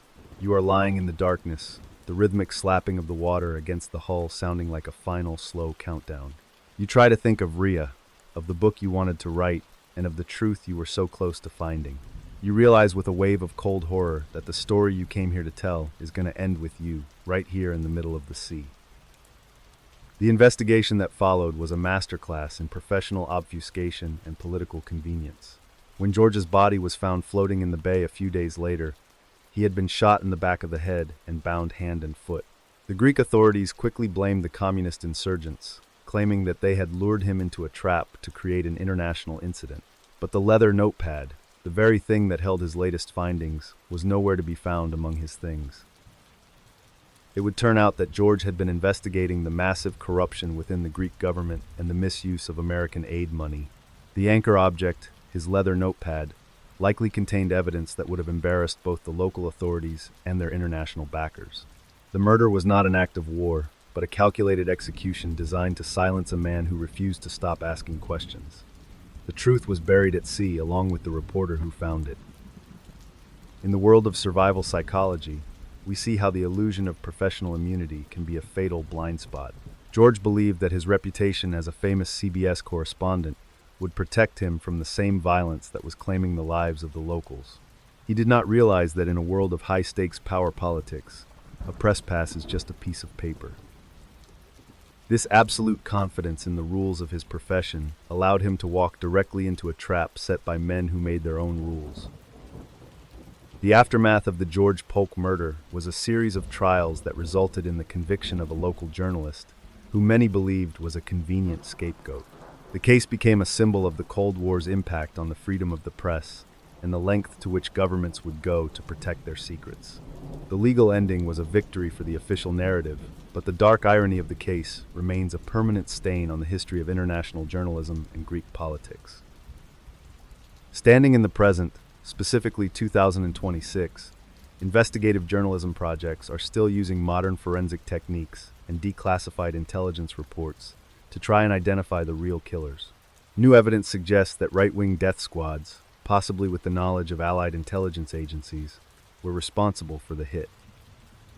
The George Polk Award was created to honor journalists who show the same courage in the pursuit of the truth, ensuring that his name is never forgotten in the field. The tragedy of George Polk is a haunting reminder that the search for the truth can be the most dangerous journey of all.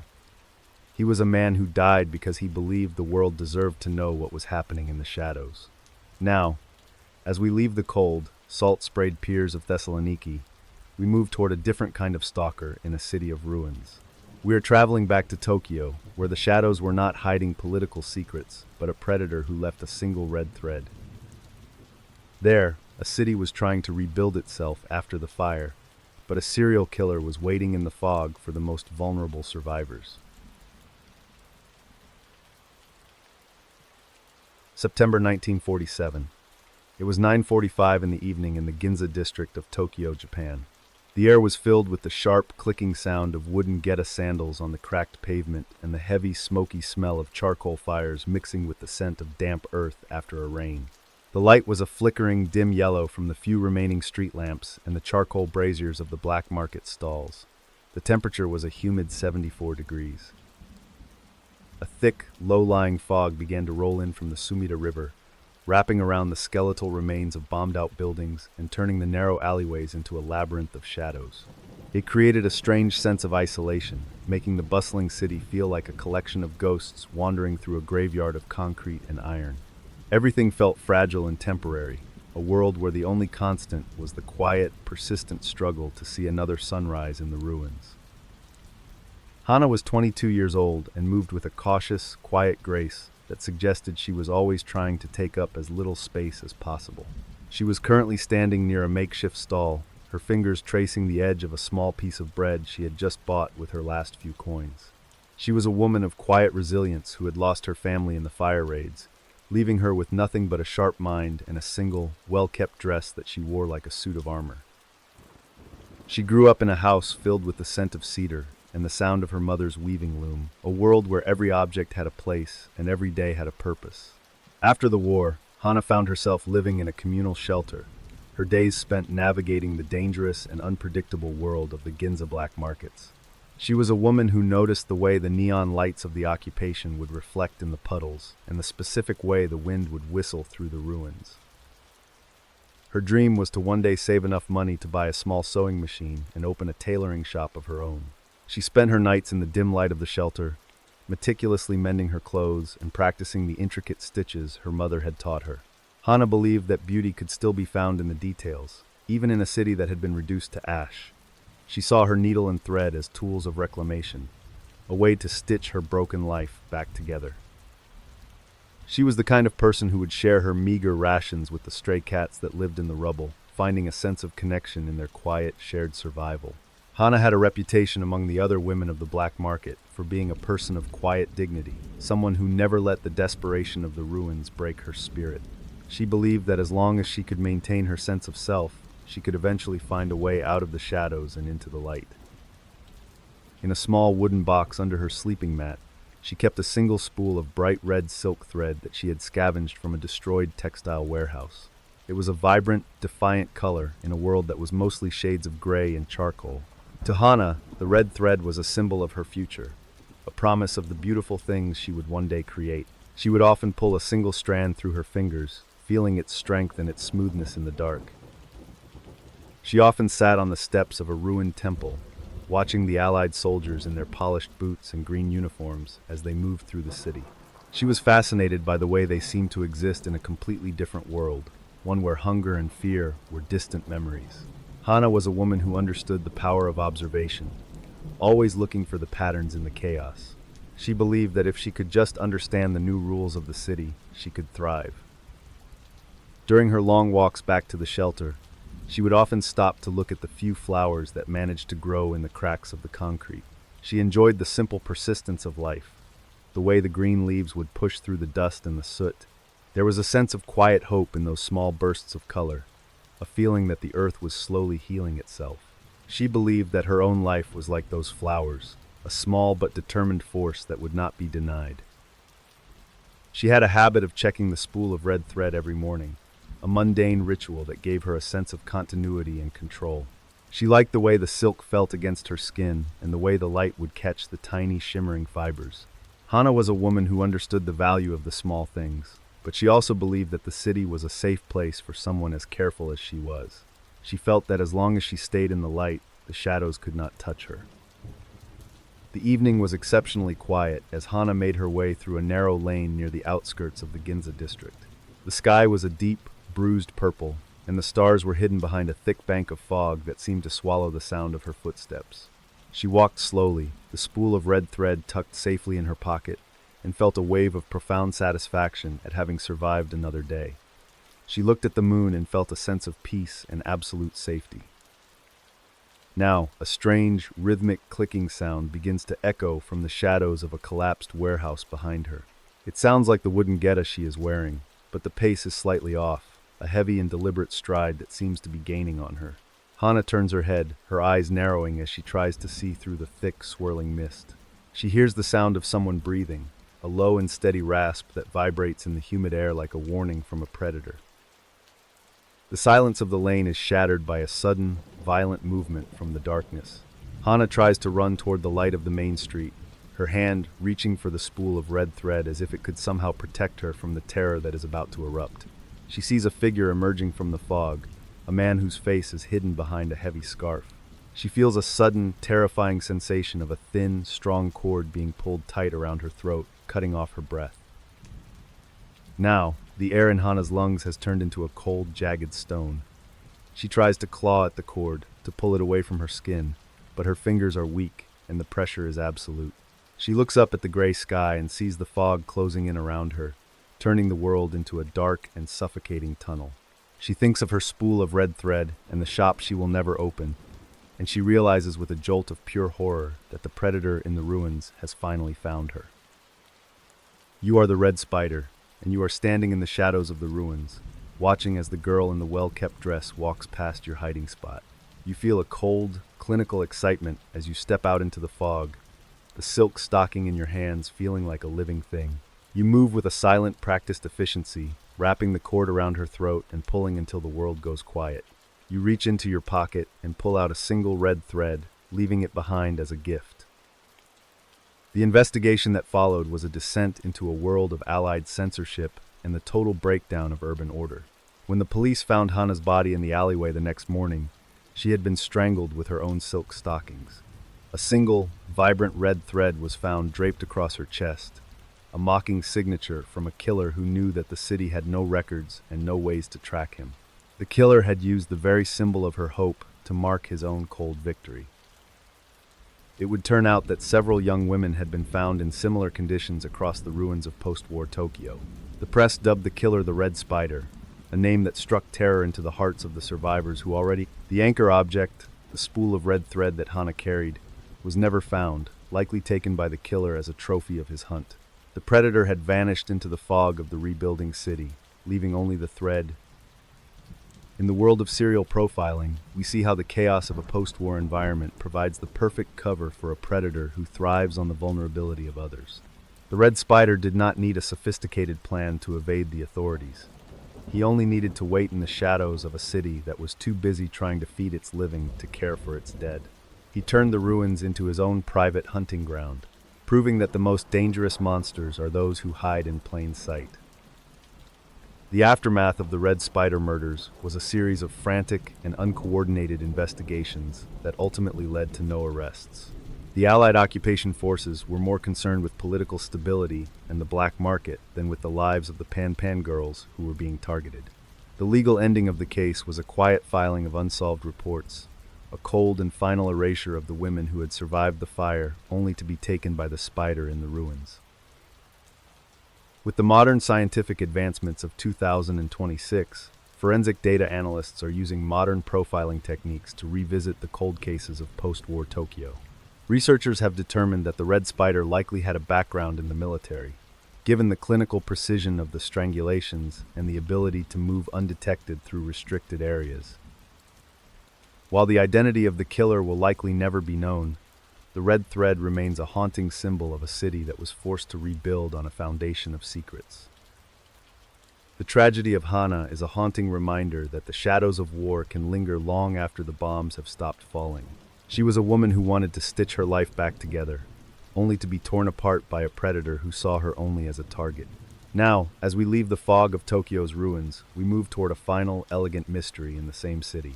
We are traveling to a suburban field, where a girl was found in blue pajamas, a final shadow in a world of gray.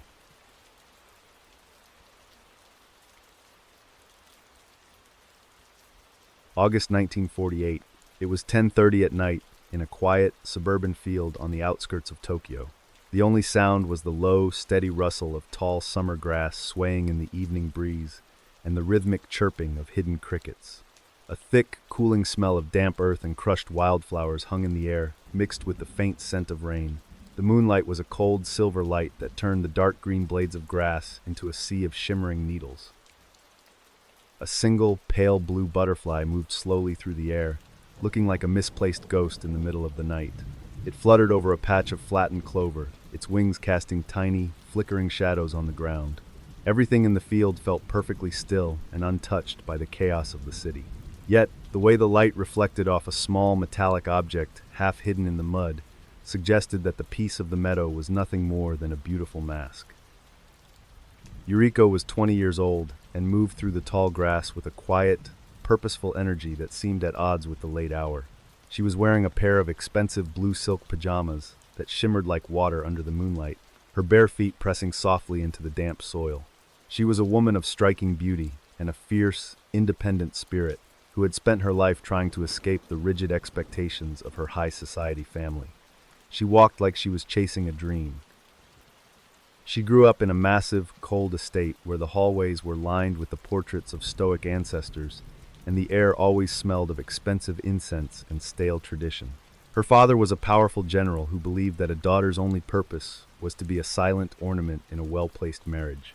Yuriko was a woman who noticed the way the birds would fly over the estate walls and the specific way the wind would carry the sounds of the distant, forbidden city.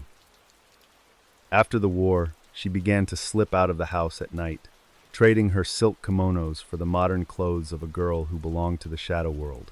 She found a strange sense of belonging in the crowded jazz clubs and the bustling black markets of Ginza, where no one cared about her family name or her father's rank. She was a woman who lived for the thrill of the unknown, finding a sense of true self in the middle of the neon lights and the dangerous, chaotic energy.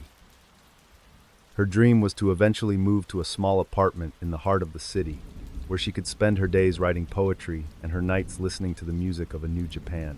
She spent her secret hours in the city, observing the people around her, capturing the raw, unpolished truth of their lives in a small notebook she kept hidden under her floorboards. Yuriko believed that the ruins of the war were a blank canvas where she could finally paint her own destiny.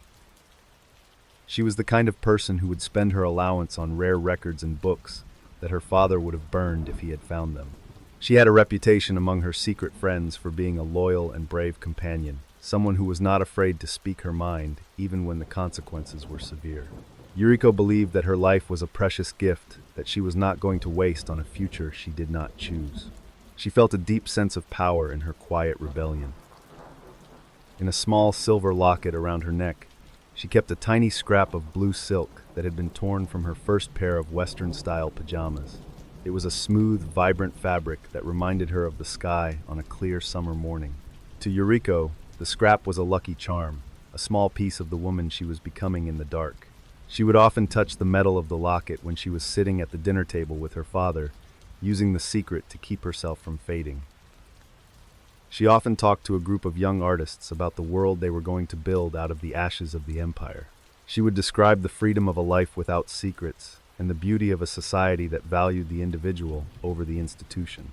Yuriko was a woman who lived in the light of her own imagination, always looking toward the next horizon and the next adventure. She believed that the transition of her country was a reflection of her own internal journey. During her final night at home, she sat by her bedroom window and watched the rain wash the dust from the garden. She enjoyed the simple, rhythmic sound of the water and the way the shadows of the pine trees would dance on the wall. There was a sense of profound clarity in the cool air, a feeling that she was finally ready to leave the safety of her father's house forever. She believed that the field near the outskirts of the city was the gateway to her new life. She had a habit of checking the locket around her neck every time she crossed the threshold of her bedroom door. It was a mundane ritual that gave her a sense of protection and purpose. She liked the cool weight of the silver against her skin and the way it made her feel connected to her hidden world. Yuriko was a woman who understood the value of her secrets, but she also believed that her family's power would always keep her from the most dangerous parts of the ruins. The field was exceptionally peaceful as Yuriko walked toward the center of the meadow, her heart full of the hope of a secret meeting. The sky was a deep, velvet black, and the stars were like tiny diamonds scattered on a dark cloth. She stood in the tall grass, the blue silk of her pajamas rustling softly in the wind, and felt a wave of profound relief at having escaped the estate. She looked at the distant lights of the city and smiled. The world felt quiet and safe. Now, a strange, heavy sound begins to echo from the shadows of a grove of trees near the edge of the field. It is a soft, rhythmic thud that sounds like a group of men moving through the grass with a clinical, military precision. Yuriko turns her head, her eyes narrowing as she tries to see through the darkness. She hears the sound of a heavy car door closing in the distance, its metallic click vibrating in the still air. She feels a sudden, sharp prickle of unease. The silence of the field is shattered by the sound of heavy boots crushing the clover. Yuriko tries to run back toward the road, her hand reaching for the silver locket as if it could somehow act as a shield. She sees a group of figures emerging from the shadows, their faces hidden behind masks that catch the silver light of the moon. She feels a sudden, terrifying sensation of being surrounded by a wall of darkness that has no name and no mercy for a runaway daughter. Now the air in the field is suddenly cold and heavy, smelling of old leather and industrial oil.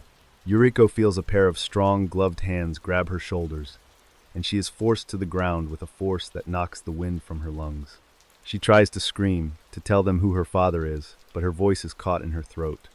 She looks up at the stars and sees the cold, silver light of the moon reflecting off the barrel of a gun. Time seems to slow down completely. You are the wind. You are moving across the field, rustling the tall grass and carrying the scent of the rain. You see the girl in the blue silk pajamas lying on the ground, her eyes wide with a terror that has no sound. You watch as the shadows close in around her, and you are the only witness to the way her breath catches and then stops. You move past the field and into the city, leaving behind a silence that will haunt the ruins of Tokyo for decades to come. The investigation that followed was a masterclass in social scandal and political silence. When the police found Yuriko's body in the field the next morning, she was still wearing her expensive blue pajamas. There were no marks of a struggle, only the cold and final silence of a heart that had been stopped. The silver locket was found lying in the mud nearby, its chain broken. The investigation revealed that she had been blackmailed by a ring of former military officers. It would turn out that Yuriko had witnessed the transition of her father's old allies into a criminal organization that controlled the black markets. She had become a liability to the men who were building a new empire in the shadows of the ruins.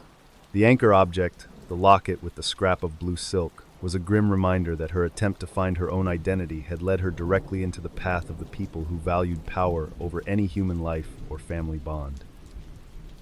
In the world of survival psychology, we see how the desire for rebellion can make a person blind to the very real dangers of a lawless environment.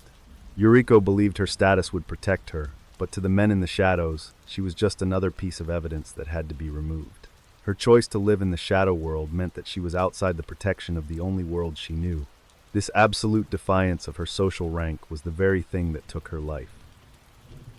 The aftermath of the girl in the blue pajamas case was a series of quiet legal maneuvers that ensured the names of the suspects were never made public. The general's daughter was buried in a private ceremony, and the story was slowly erased from the official records of the occupation. The legal ending of the case was a complete dead end, leaving only a haunting fade of a memory. The blue ghost in the field became a symbol of the lost daughters of a country in ruins. Shifting our focus to today, the year 2026, there is a renewed documentary interest in the cold cases of post-war Japan. Researchers are using newly declassified archives to study the rise of the criminal underground and its links to the former military elite. The story of Yuriko is being revisited as a foundational moment in the history of the social scandal, a reminder that the most dangerous secrets are often kept by those who have the most to lose in the transition to a new world. The tragedy of Yuriko serves as a somber and respectful end to our journey through the shadows of 1947 and 1948. She was a woman who wanted to be free, only to find that the price of freedom in a broken world is often too high for any one person to pay. Her blue silk shroud remains a haunting image of a life that was caught between the crushing weight of the past and the dangerous, uncertain promise of a future that she never got to see. Now, we must take a moment to look back at all the stories we have shared tonight. From the quiet shores of Australia to the ruined bunkers of Berlin, we have seen the incredible fragility of the human spirit in the wake of the greatest conflict the world has ever known. We have seen how a simple piece of paper, a copper teapot, or a red silk thread can become a symbol of a life that was lost to the shadows of history. These are the stories that the world often forgets. Every person we have talked about tonight was a human being with dreams, fears, and people who loved them. They were not just names in a case file or photos in a newspaper. They were our brothers, our sisters, and our neighbors.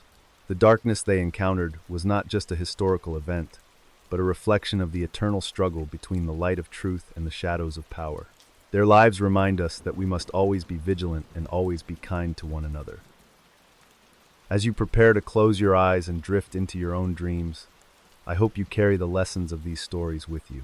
Remember that even in the darkest hours, there is still beauty to be found in the small things, and there is still hope to be found in the connection we share as human beings.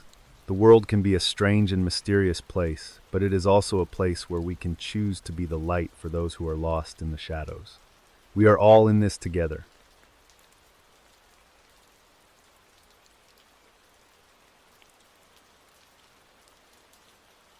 Thank you for spending this time with me tonight. It is an honor to share these dark and mysterious things with you, and I appreciate your dedication to the pursuit of the truth. I hope these stories have given you something to think about and a sense of peace in the middle of the night.